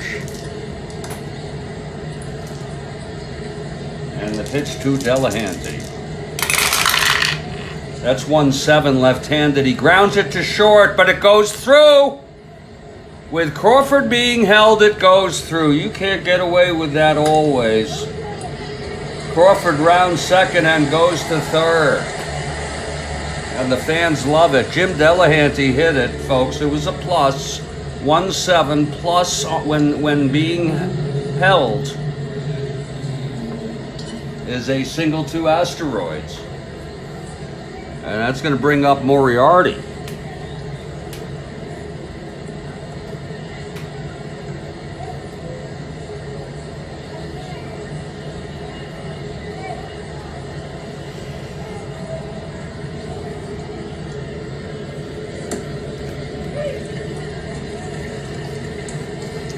George Moriarty. We've got a bunch of Georges in here. We have George Mullen. We have George Stovall.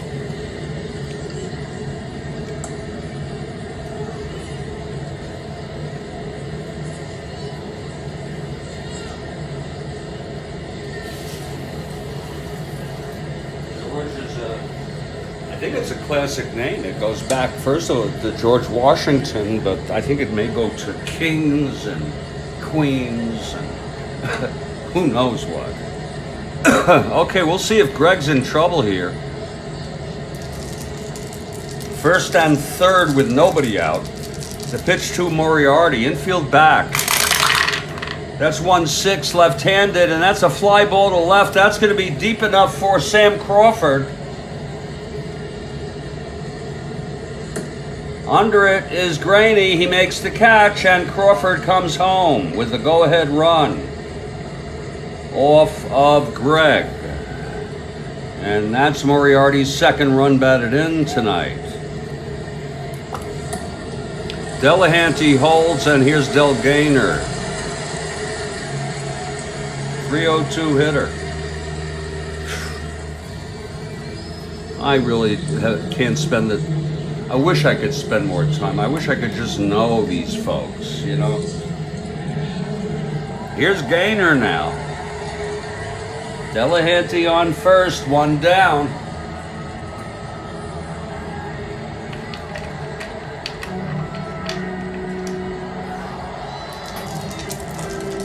The rookie. The pitch to Gaynor. That's 6-10. And that's a grounder to short. This could end the inning. It's going to be the new guy in town that we brought in for Knop. It's going to be, where the hell, here he is, Neil Ball at 2. He's a 3, a 364.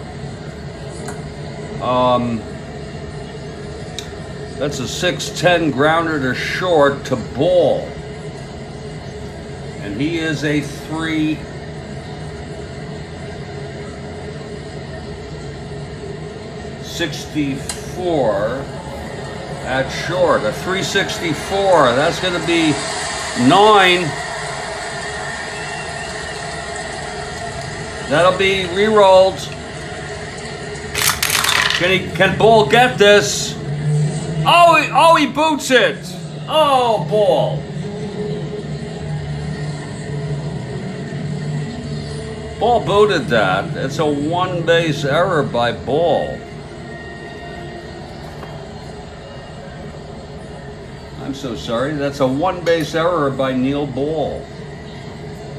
God, that might not have been an error with the other guy, Cotton Knop. It just goes to show you.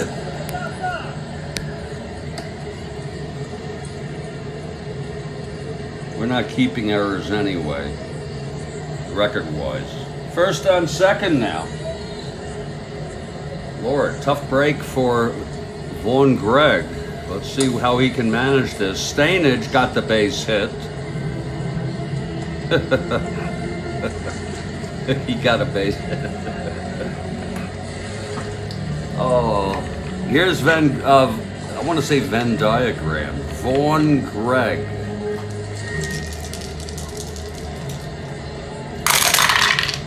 That's 5-10 right-handed. It's going to be a fly to left, and it's not deep at all.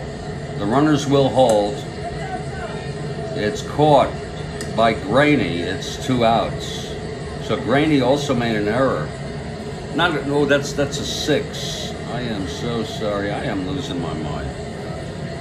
Frickin' losing my mind. But I get it on reflexivity. That's 2 away now. Here's Mullen.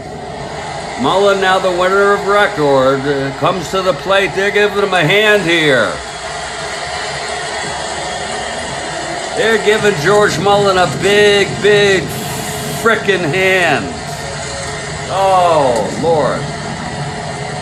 He's already 1-0. Hanging tough with this rookie, Gregg. And sure as hell, they're going to let Gregg pitch to him. He's a pitcher, but he's a 5. I want to tell you, he's a 5, people. He's a frickin' 5.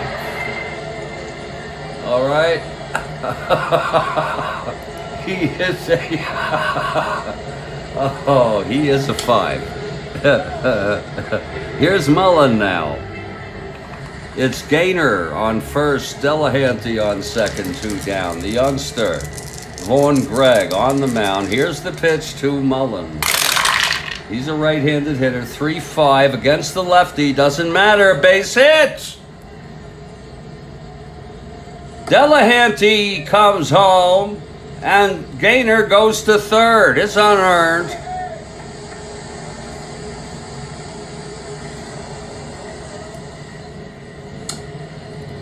But that doesn't matter. That's going to be it for Gregg. They don't really have out with the bullpen back in those days. What they have...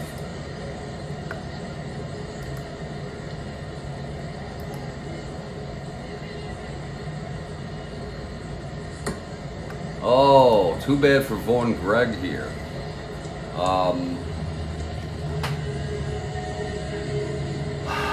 what they have for this Cleveland ball club.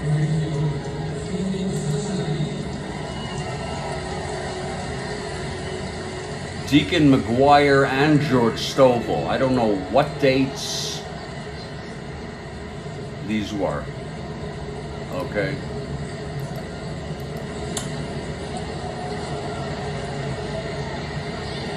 And you just can't tell. But that's going to be it for Vaughn Gregg, just for realism purposes. They might keep him in, but he's gotten hit pretty bad here. So there's going to be a break in the action. I'm sorry, people. It's 5 2/3.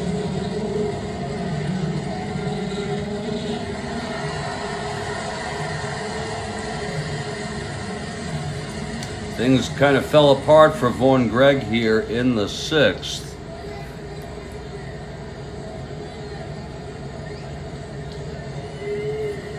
Everything is unearned. He allowed 1, 2, 3, 4 earned. And let's see who's coming in for Vaughn. Of course, we'll need to clear this.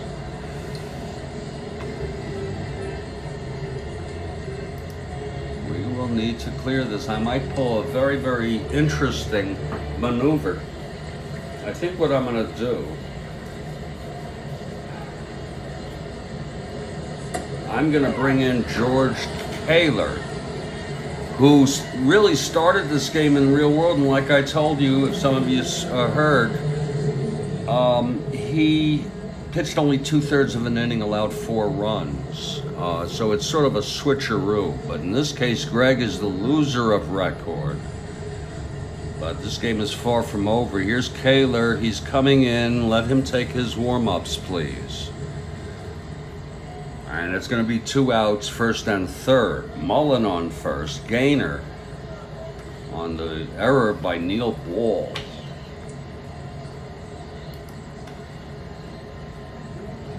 With Davy Jones coming up.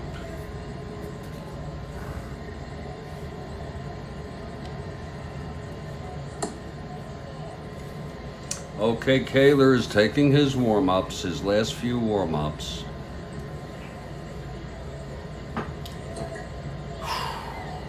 Here comes Davy Jones. It's 2 outs now. 2 are in, and it's now a 5-3 ball game. Detroit leading. Here's Kaler in for Gregg. Pitch to Jones, 5-7, left-handed. That's going to be a base hit. Hate when that happens, but Davy Jones has singled. Gainer scores unearned. Mullen goes to 3rd.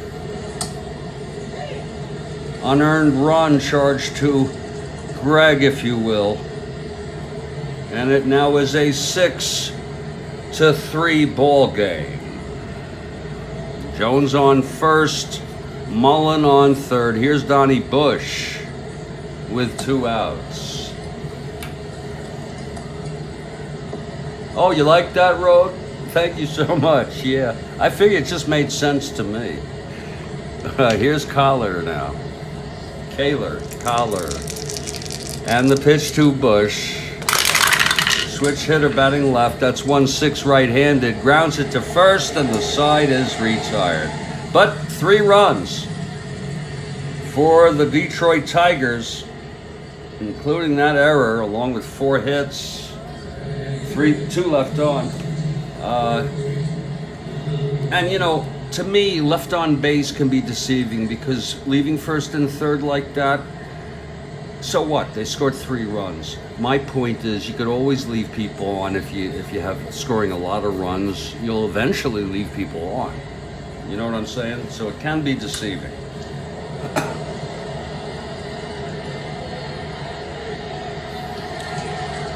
Especially when you're losing, not when you're winning. It's 6-3 now, 2 unearned. And you know Neil Ball feels bad coming in for Knopp.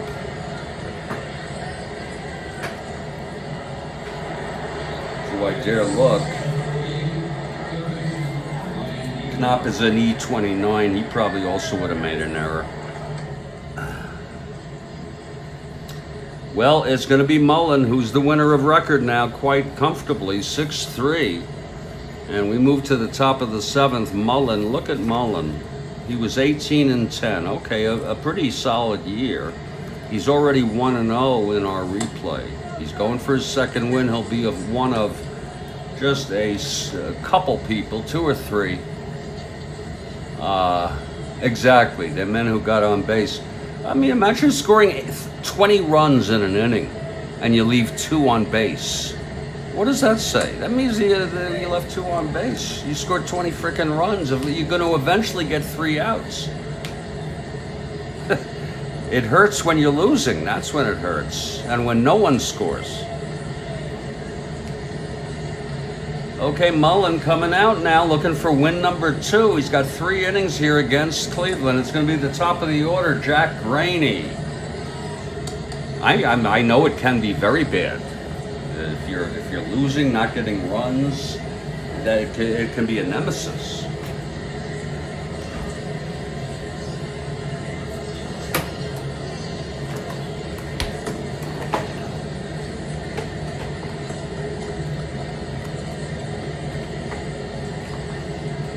Well, here's Mullen pitching to Graney.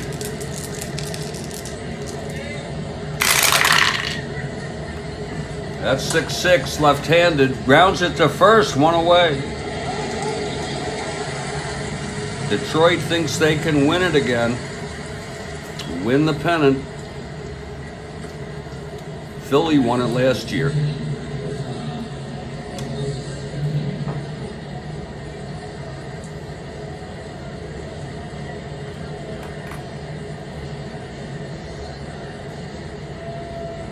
Now Terry Turner steps up.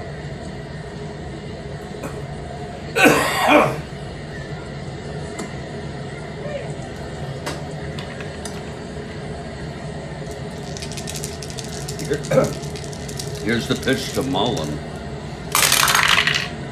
That's 4-8 right-handed. Base hit to right for Turner. His first hit of the ball game, thrown in by Crawford.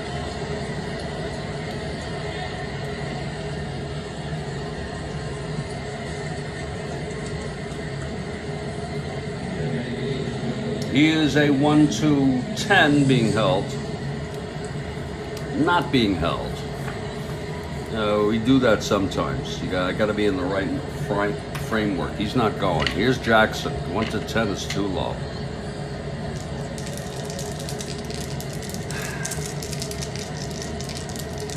Here's the pitch. That is 1-3 right-handed, and he walked him.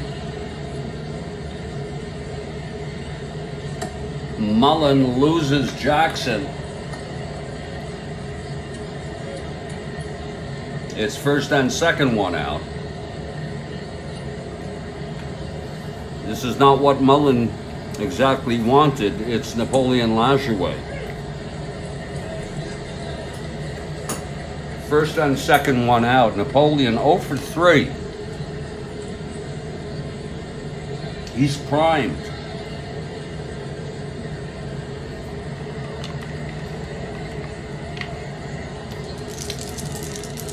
The pitch to Napoleon. 3-8, he flies it to left. A lazy fly for Davy Jones, and that's 2 away. And Ted Easterly, 2 for 3. What situation here?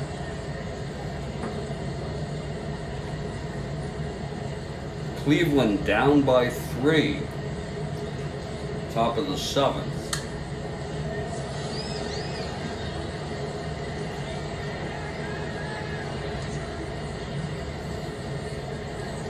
Oh.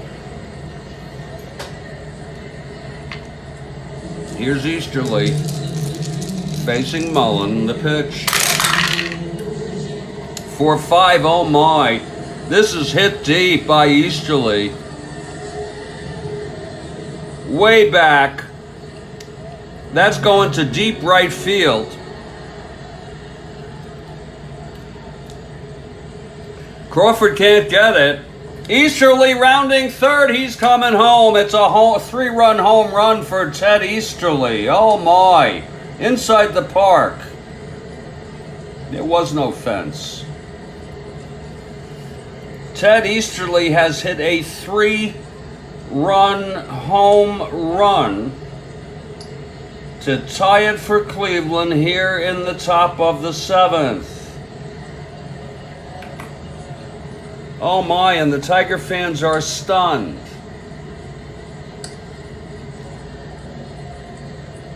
Please, let's look at that again. 4-5, left-handed. Home run and home run, 1-4. It's a 2 and he has the power. Look at that power. And if we look, we see that he did hit 1 home run. He only had 287. That is unbelievable that they would give that roll. Well, that's on the pitcher's card, yeah. Yeah, okay.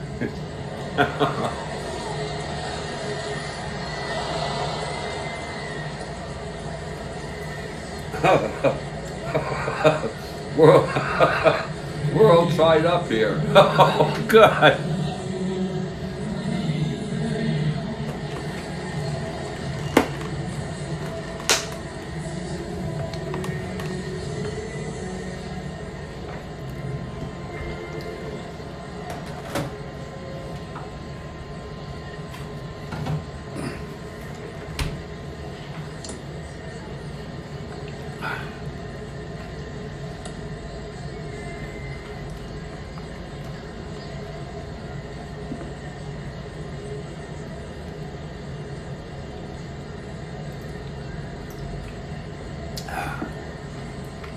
I'll stay with Mullen for a while with 2 outs here.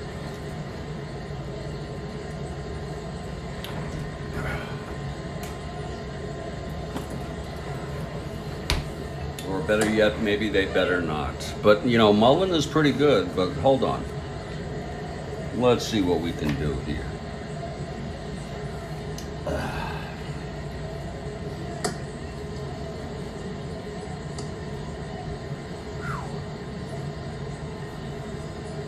Anyone I would even want to bring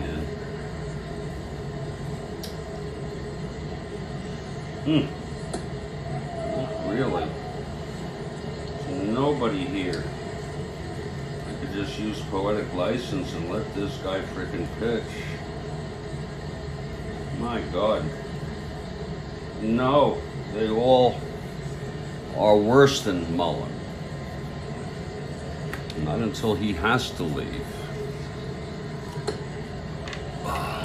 See if he settles down. Here's Stovall now.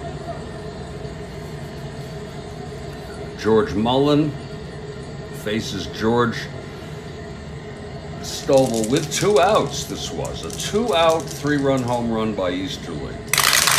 2-9, right-handed, grounds it to third. The side is out. But 3 runs for Cleveland here in the top of the 7th. It's the 7th inning stretch here. And Cleveland is right back in this ball game. Isn't baseball a funny, funny game? It's a funny, funny game, people.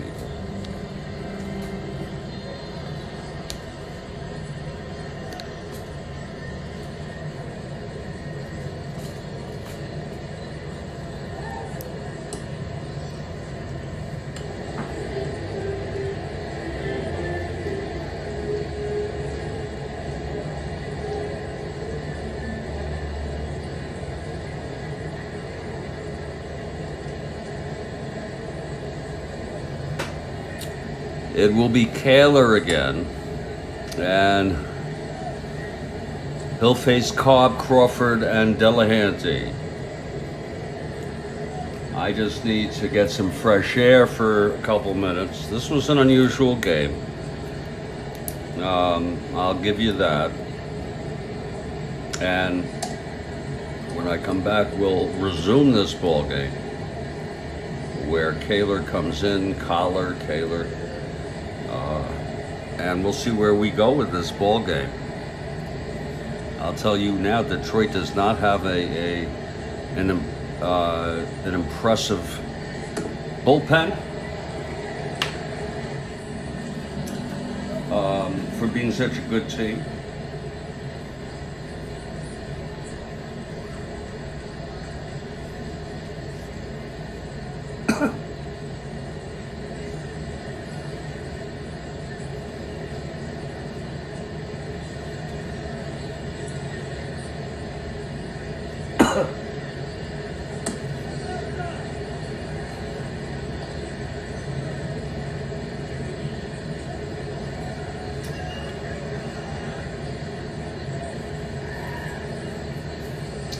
Neither does Cleveland, except they do have, except for Gene Krapp.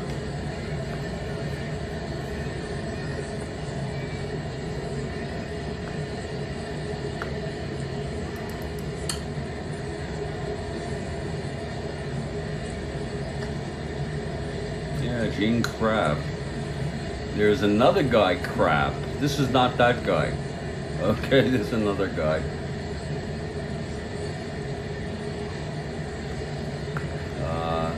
So we know we have Gene if need be for tonight. I mean, I just can't see bringing these other people in. And anyway, Collar, well, he has a 4. He is a 4 endurance. So, okay, I'm going to take a little break here, Kathy Harden, and then I'm going to come back. Hopefully my head will be better. And then I'm going to smoke some more grass. Okay, I'll be back.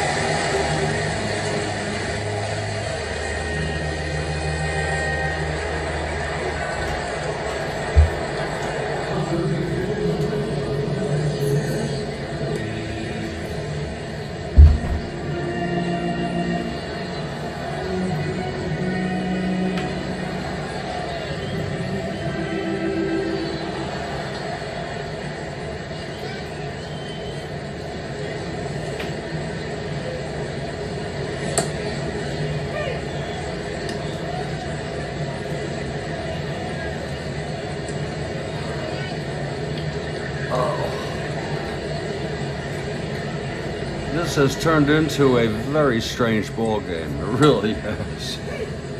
Here's Karl now to try to hold the game. Keep Cleveland in this.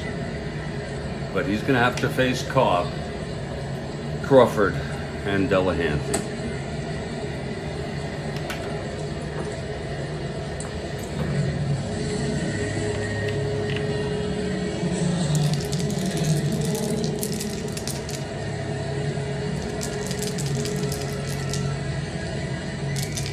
Here's Karl and the pitch to Cobb.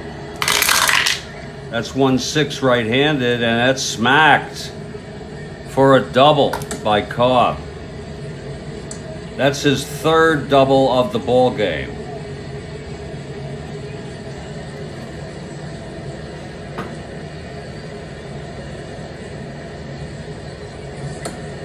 Cobb is on second.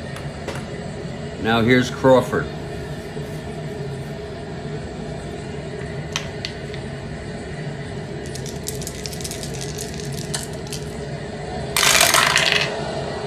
.27, and that is a base hit. Cobb comes home with the go-ahead run. And that's going to be it for Karl. There's going to be a break in the action, folks. I am so sorry. I don't make the decisions around here. Karl came in, he pitched 1/3 of an inning.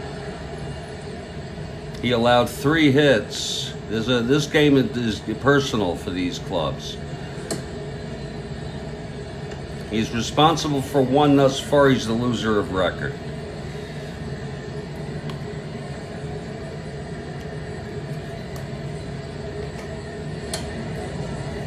It's going to be Gene Crap.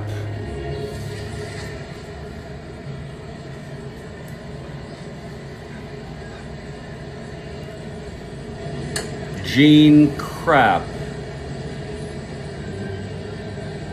is coming in to pitch. And here comes Gene Crap. Let him come in and let him take his warm-ups, please.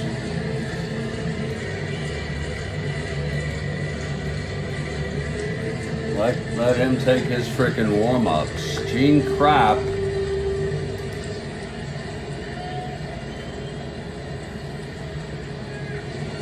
He played for 6 seasons. This was his rookie year. This is probably his major league debut because I've never seen him in the box scores to date.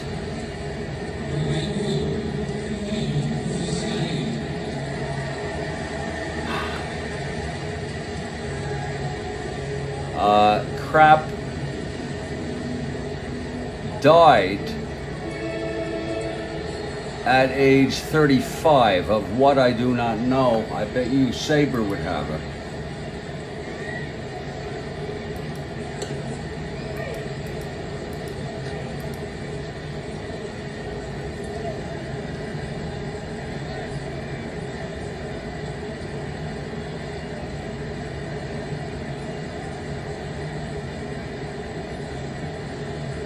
The detail they have is unbelievable.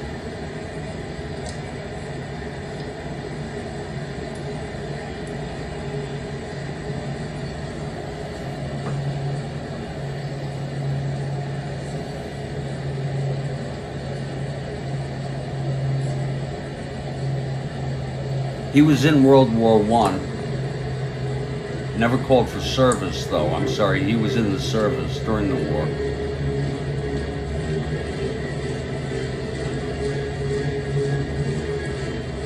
He had cancer of the bowels.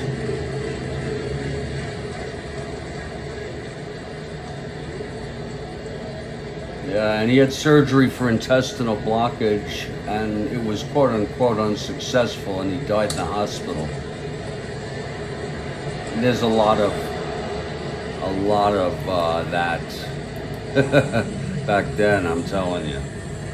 But Gene Krapp is going to come in. He pitched quite a bit, had a bunch of starts.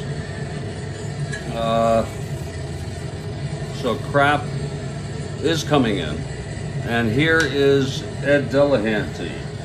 Jim Delahanty, 1 for 3. It's Crawford on first. Now the Tigers take a 7-6 lead here in the bottom of the 7th.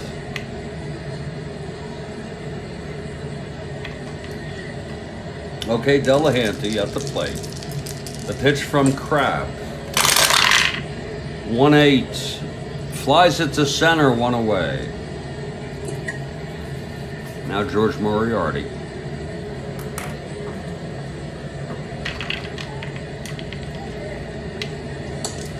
Krapp. From the stretch. Woo. Flies to center, 2 outs. His name is Krapp, and he had cancer of the bowels.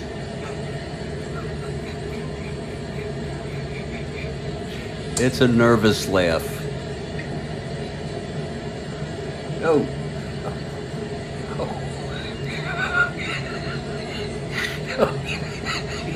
Oh. I'm sorry. It's nervous. It's, you know, they say the laugh reflex evolved out of, like, if you were afraid, okay, of something, but, oh, God. I'm so sorry.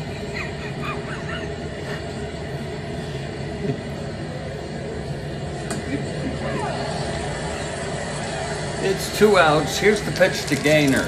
I am so sorry. Ooh. Flight 11, fly ball left X. That's Graney, 424. 18-4. And it's a base hit. Oh, Christ. Crawford goes to third. Oh, it dropped in. He could not get that, Graney. So it's first and third, 2 down. And here's Oscar Stainage again. See if he can make something else happen here.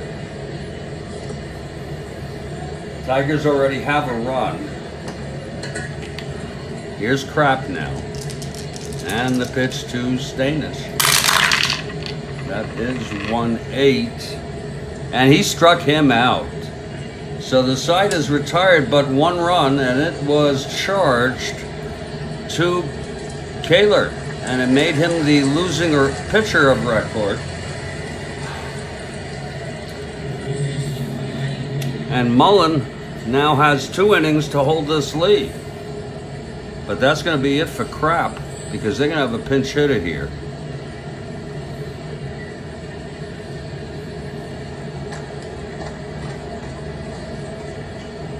Yes, they are. Oh, Christ, they are. Here's Sid Smith to lead it off. Mullen trying to go all the way here and win it. It's nothing for him. You know, back then, his endurance is 9. To allow 6 runs, okay, that's not good, but at least he got the lead. He let up 3-run home run in the top of the 7th, but let's see what he can do here. The pitch to Smith. That's 3-9 right-handed, grounds it to short. Bush makes the play, 1 away. Now here's Neil Ball. Oh, lovely. Actually, he's got some power. Oh, here's Ball. Okay, 1 out. Mullen. And the pitch. 5-7 right-handed, struck him out. And even with 2 outs, we're going to go with all the gusto here. That's the 4th for Mullen. It's 2 outs, nobody on. There's going to be a hitter here. A hitter. Where the hell did that card go? Here it is. Going to be a hitter here for Crap. Let's see who it is. It's not like, you know, where we could pick from 64, 69, and there's a chance somebody can hit something out. You know what I'm saying?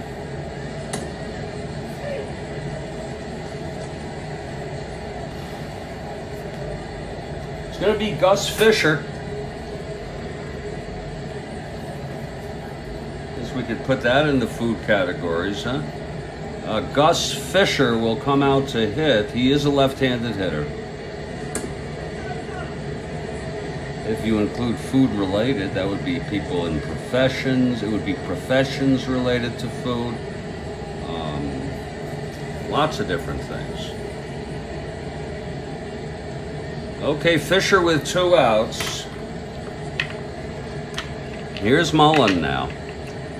Trying to win this game. Keep them. You're in the 8th. Here's the pitch. That is a 1-7 right-handed, and that is a liner to second, and it goes through. Delahanty could not get that, so Fisher is on. He's a 1-10. They don't need that. If you get a double or something, you need a guy who can stretch it. See who they got. Anybody who can run. They're going to bring in Hank Butcher. He's a 1-14, the fastest they got other than anyone who's playing.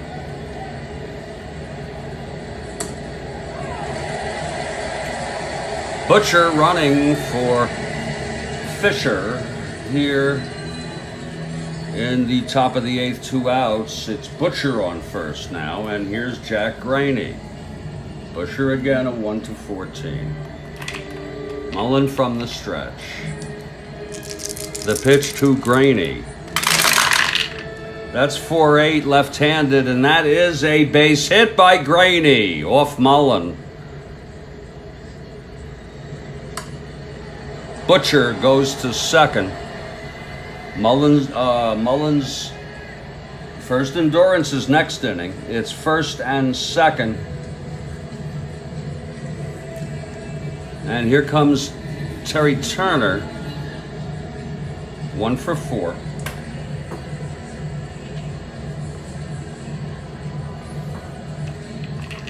Okay, clutch situation here.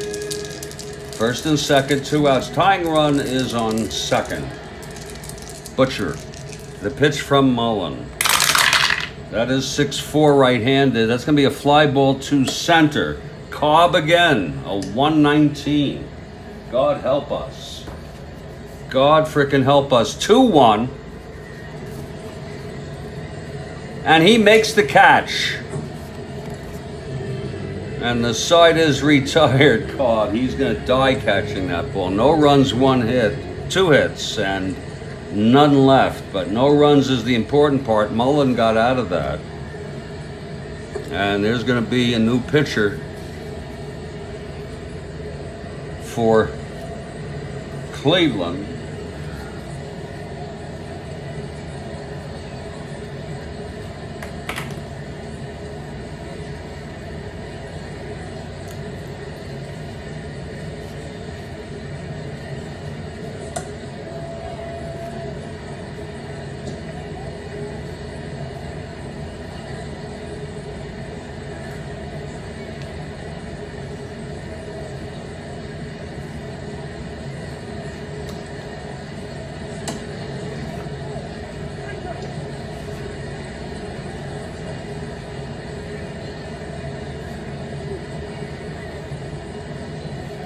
Coming in is Willie Mitchell. Willie Mitchell, a left-handed pitcher for Cleveland, Willie Mitchell. I believe this is his first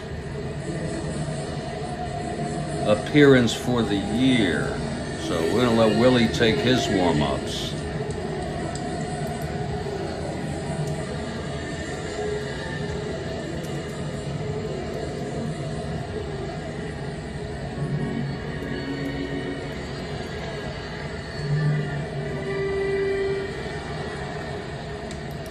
He lived a long time. Well, he died when he was 83.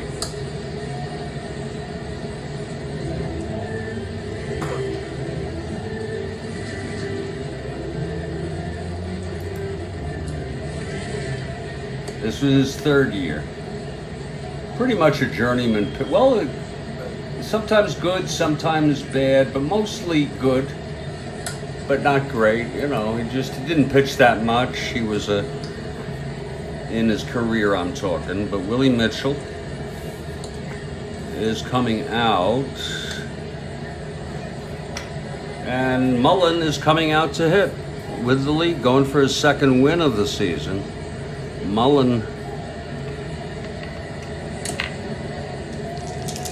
Here's Mitchell now. The pitch to Mullen.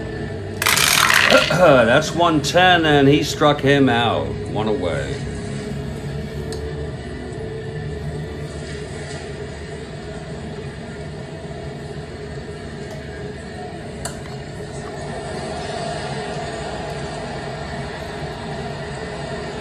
Whoops. Fucked up. Come on. Who cares? Look at that.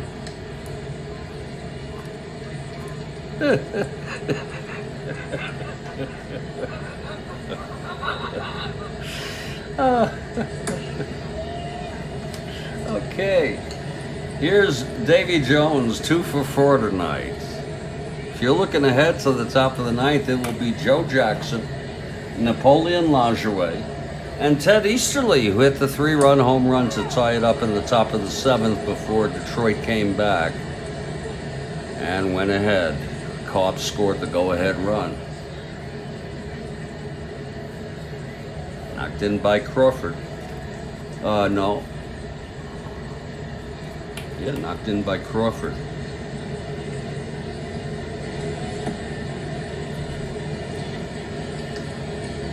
Some were errors. One was an error. Okay, Jones at the plate now. Here's Mitchell.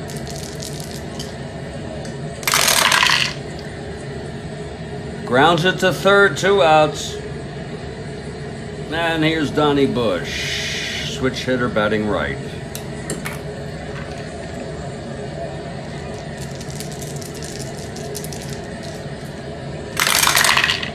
That's 1-9 left-handed.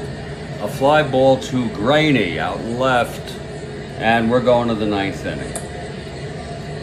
It's Detroit 7, Cleveland 6. Mullen has gone all the frickin' way. And Mullen trying to win it here, facing 3 great hitters, Joe Jackson, Napoleon Lajoie, and Ted Easterly here in the top of the 9th.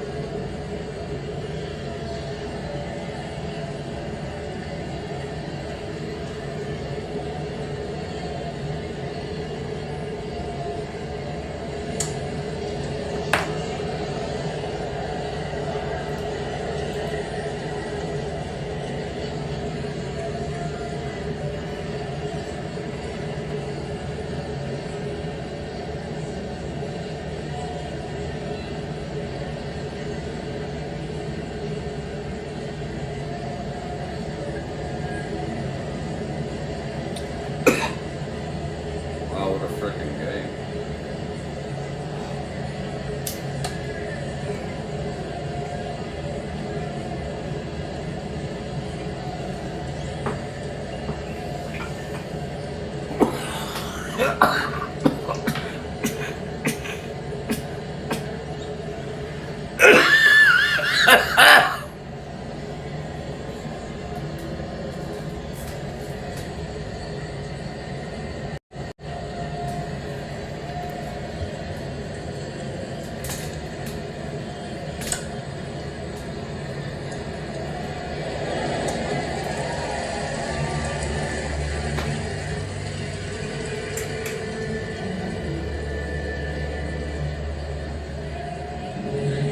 Absolutely, it's an inside look, all right.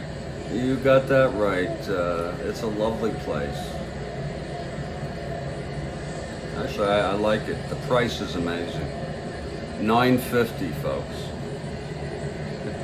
Some people would say it's not worth it, but I think it is. Well, it's the top of the ninth. It's been quite a ball game. 7-6 Detroit, and here's Joe Jackson to lead it off. Mullen has gone all the way, and he's held tough. Yeah, isn't that a sweet deal? Any inconvenience about the place just doesn't matter. Okay, here's Mullen now. The pitch to Jackson. That is 4-5 left-handed. That's hit well by Jackson into the gap for a double.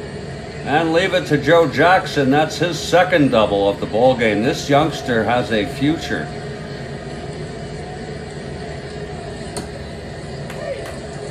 Joe Jackson with a lead-off double off Mullen. And we don't know if they don't have much of a bullpen. Okay, I have no interest bringing anyone in until he reaches fatigue, and that would be 2 more hits or walks, any combination, this inning. And here's Lajoie, 0 for 4. It's a perfect chance for Napoleon.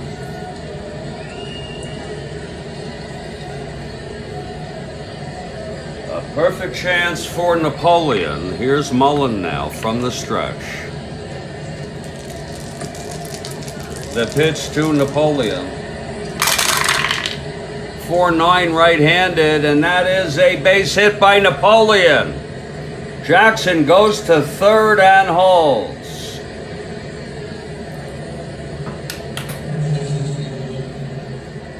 Napoleon got his first hit of the night. He's 1 for 5 now. The single sending Jackson to third. It's first and third, no out. That is a sweet, sweet deal. Here's Ted Easterly. 2 for 4, hit the 3-run home run.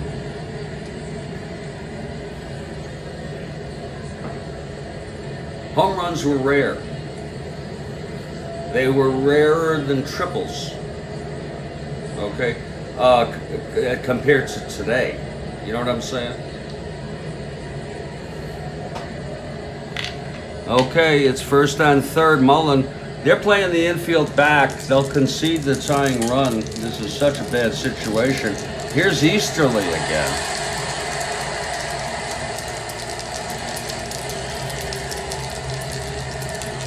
Easterly is 3-for-4 with a 3-run home run.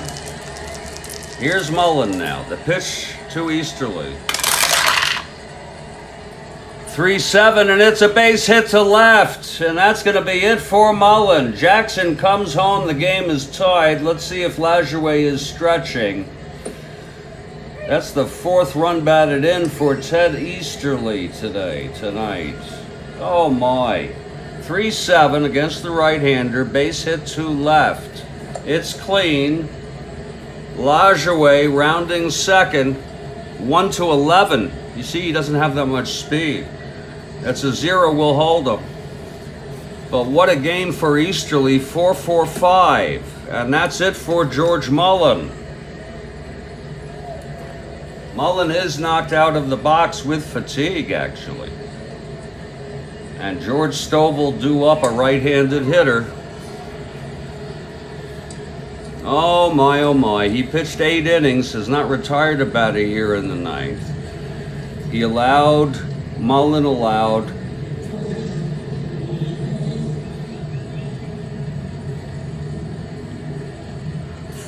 a lot of frickin' hits, 14. He walked 2.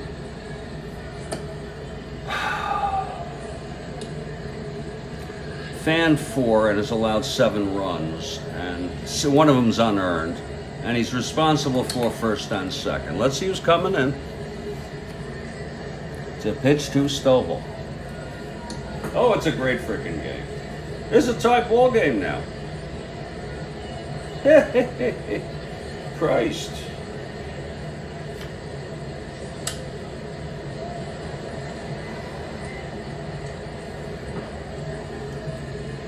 Let's see here. It's going to be Detroit. Oh, Lord.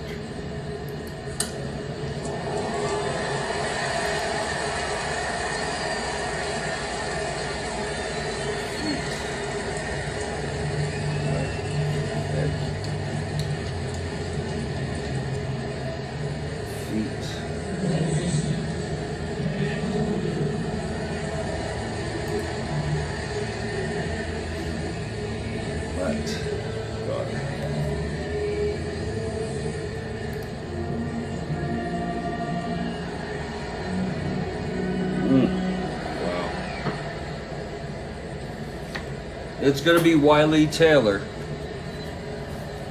His first appearance this year. Wiley Taylor is coming in. He's a right-handed pitcher.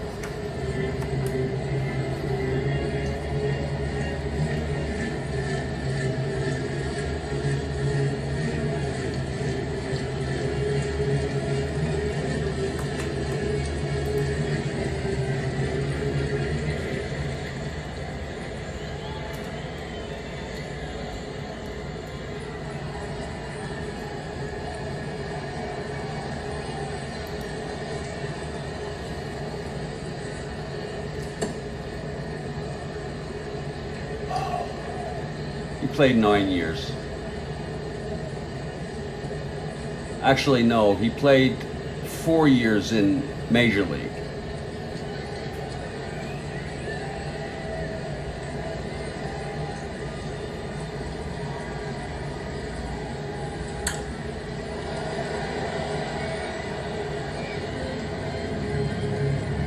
All right, here comes Wiley now. And George Stovall comes in. It's first and second, still nobody out. Go ahead, run in scoring position.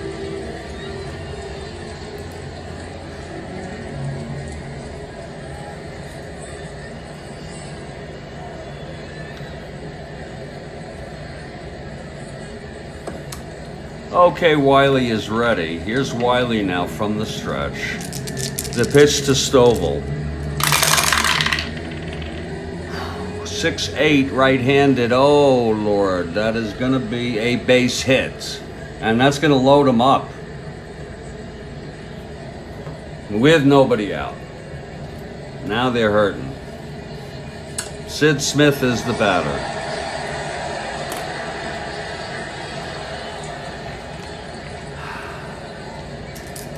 They'll keep the infield back. Here's the pitch. That's going to be 5-4 right-handed. Catcher X. This could be trouble.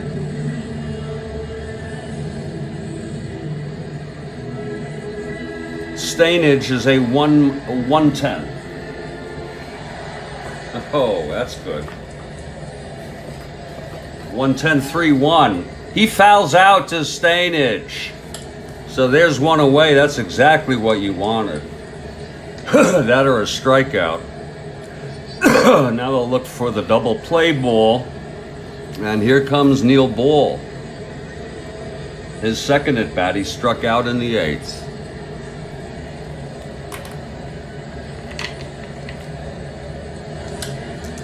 Wiley, full windup, pitch to Ball. That is 2-7 right-handed. He walks in a run. Taylor has walked in a run. Ball walks, and Lajoie trots home with the go-ahead run.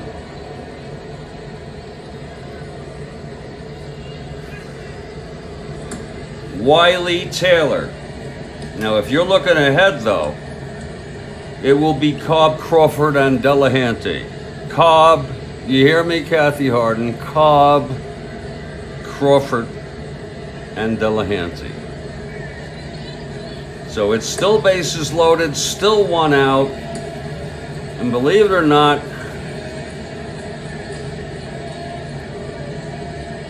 Willie Mitchell, the winner of record in this goddamn ball game, excuse my language, 5, 6, 7.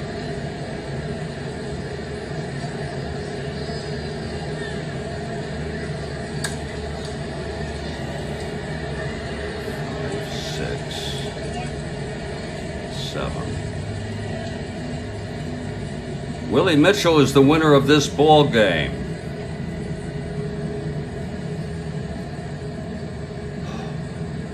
The loser is Mullen.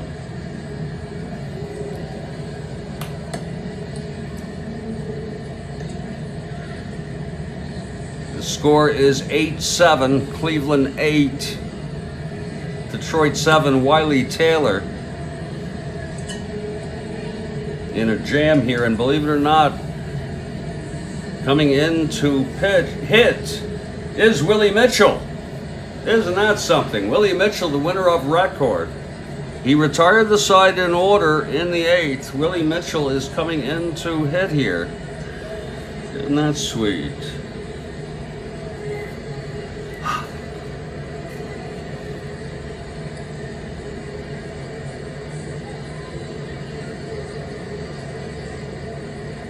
So Mitchell is a 1 WR. It's bases loaded, one out. It's not so bad, 8-7. Here's the pitch. That is 4-5. And Mitchell is a right-hander. And he grounds it to third for the force, and Easterly scores.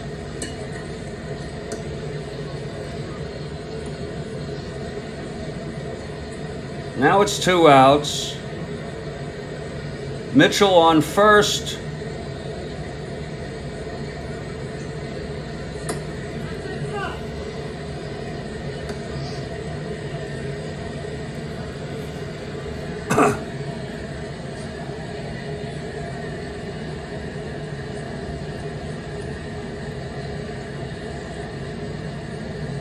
Three runs in. That hurts. That's 9-7. You can't. That's freaking bullshit. Here's Graney now. Taylor. And we'll put those in. I'll tell you, Mullen allowed 3, 6,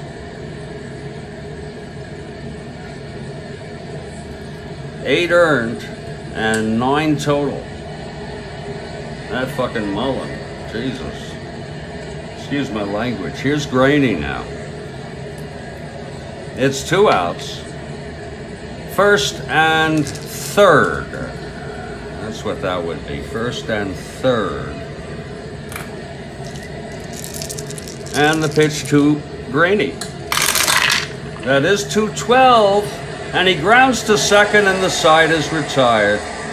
Oh, Lord, but 3 runs. A lot of 3-run innings here. 3 of them, actually. And it's 9-7 Cleveland. We've gone back and forth here tonight. And here comes Willie Mitchell to win it. Cobb will lead it off. 3 for 4. Oh.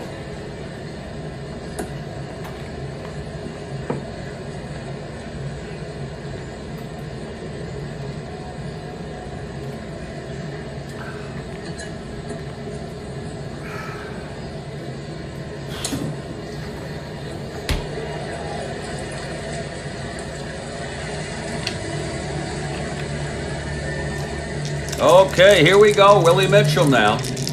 The pitch to Cobb. 3-7. It's a base hit for Cobb. So Cobb is on. 1-16. Being held.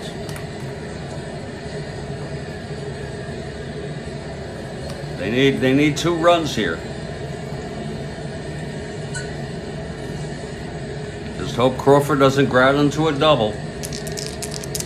Here's Mitchell from the stretch. That is 4-7 left-handed, and that is a base hit by Crawford. Cobb goes to second and holds. And now Jim Delahanty is the winning run at home plate. Jim Delahanty is the winning run at home plate. Willie Mitchell, unfatigued.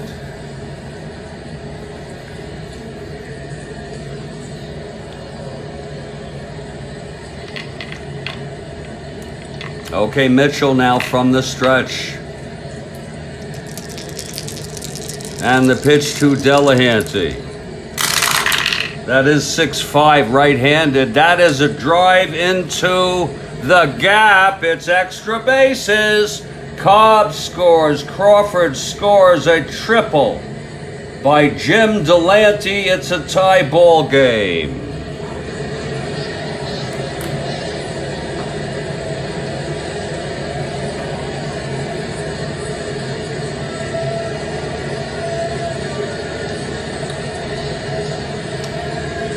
Jim Delahanty has tied up the ball game.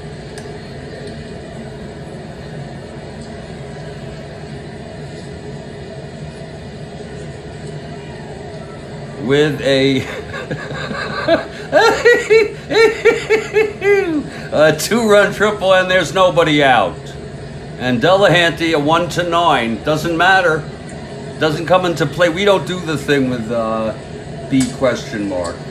We would if we could, but we're not gonna.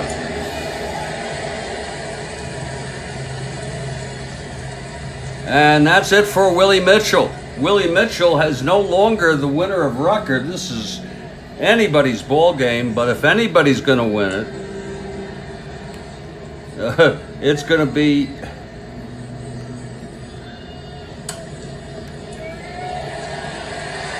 Wiley Taylor, but we don't even know it's a tie ball game. But that's it for Mitchell. He pitched 1 inning, he retired nobody here.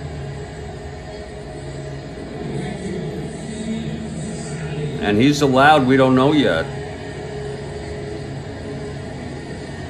That's the big question. Unless he was coming in for Wiley. This would be the 5th pitcher for the Naps.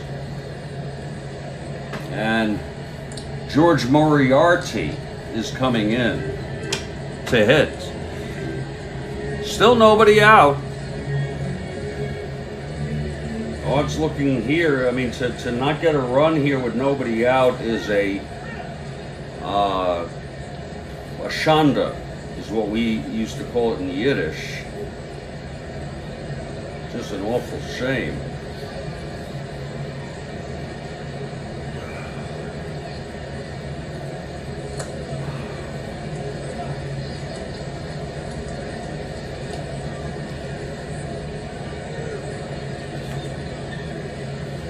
It's going to be Cy Falkenberg.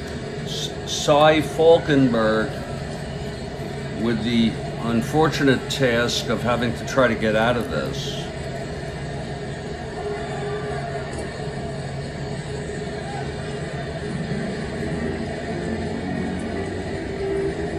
So Falkenberg is coming in. And the batter will be Moriarty. Falkenberg, a right-hander for Cleveland.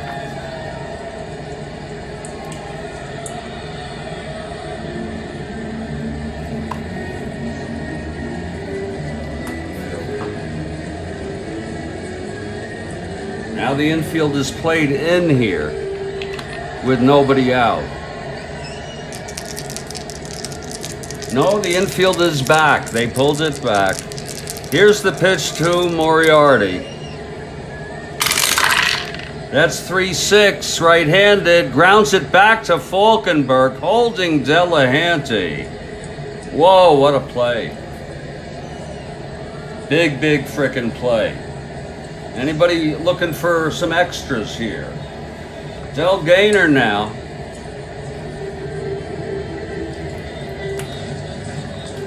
Falkenberg trying to do the magical here. The pitch to Gainer. That's 3-5. Right-hander struck him out. Oh my. Falkenberg 1 out away from getting the Cleveland Naps out of this. And it's going to be Oscar Stainage, and they're going to walk Oscar Stainage. No, they're not. Never mind. I'll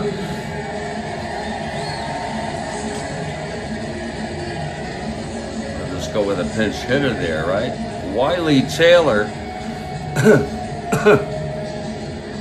You okay there, Wiley? Yeah, he's a Tiger pitcher. All right, here's the pitch to Stainage. Falkenberg trying to remain calm. And that's going to be 3-9 right-handed. And that's a base hit, and the ball game is over. Delahanty scores, and the Tigers win it.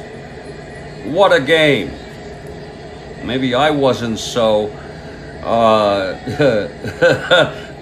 together, but that was a frickin' ball game.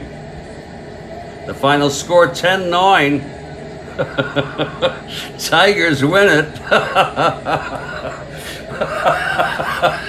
With 3 frickin' runs in the bottom of the 9th. Oh, what a frickin' game. Okay. Oh, what a strange, strange game.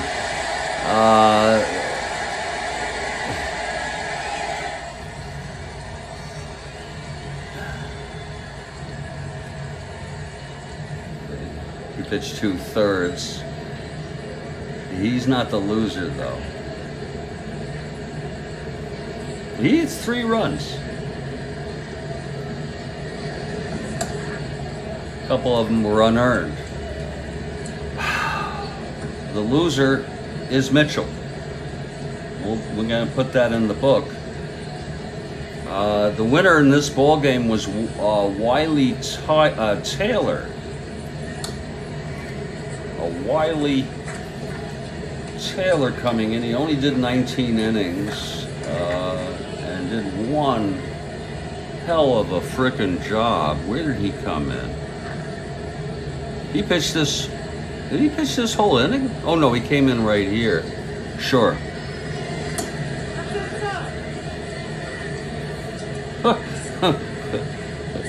He's in the right place at the right time. The final line in this ball game. Tigers 10 runs, 17 hits, and no errors. There's the Cobb error. There it is. And that error. It's 1-1. Yeah. And one error.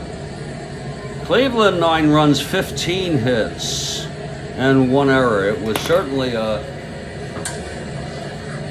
pretty wild game, and the Tigers pull it out again, and they sweep the 2-game series here.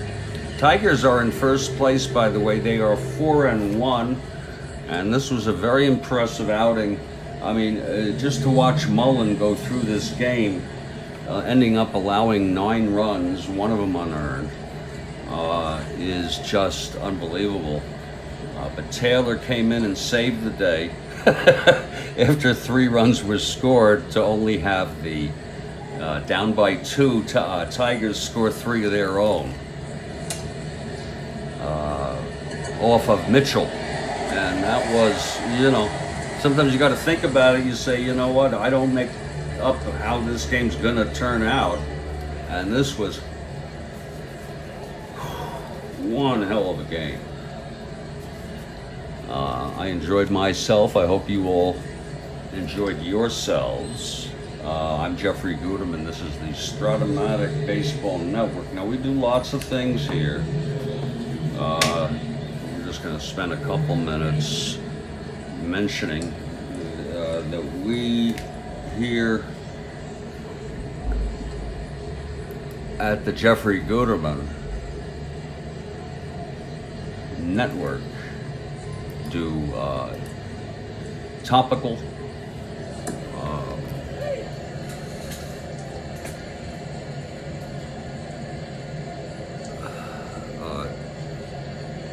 presentations, and we also have the Strat-O-Matic Baseball Network, and this game is live right now, right here. Now we got some games coming up. Want to tell you about those, and these are all tentative. Tomorrow at 7:15 a.m. that'll be Sunday morn. It'll be 69 replay. We're gonna have 3 of those games in order. Cincinnati Reds at St. Louis Cardinals, Nolan and Taylor. Both of them are somewhat in their races. Somewhat hanging in their races there.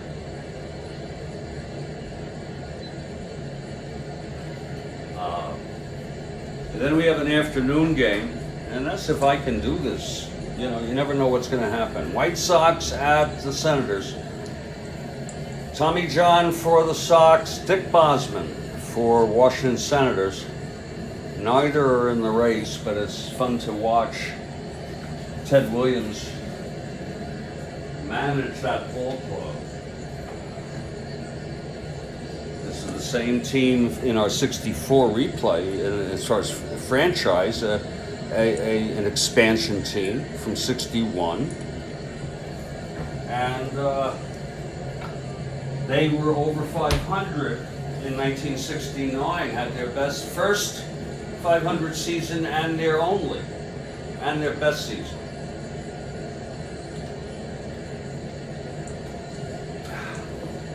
I think Ted Williams had a lot to do with that. Moving to Monday in the morning. Baltimore at California, 1969, Phoebus and Keeley. And then that afternoon, we're going to cruise on over to 1964, a very cool year. Baltimore Orioles with Milt Pappas against Gary Peters and the Chicago White Sox. We also have, that's Monday morning. That afternoon, Brooklyn Dodgers at the New York Giants. Rube Marquardt will be pitching for the Giants in the event that anybody might be interested. I'm Jeffrey Guterman. I want to thank you all for being here on the Strat-O-Matic Baseball Network. And I would just ask you all, I say Kathy Harden, thank you, Ron Harden, or Ron, thank you, and I'm so sorry for being so bizarre tonight.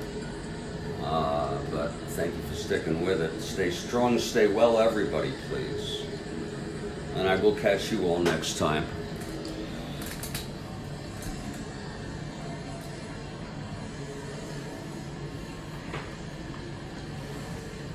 Next time, folks. You know, the morning will be better because I'm more on business in the morning. You know that.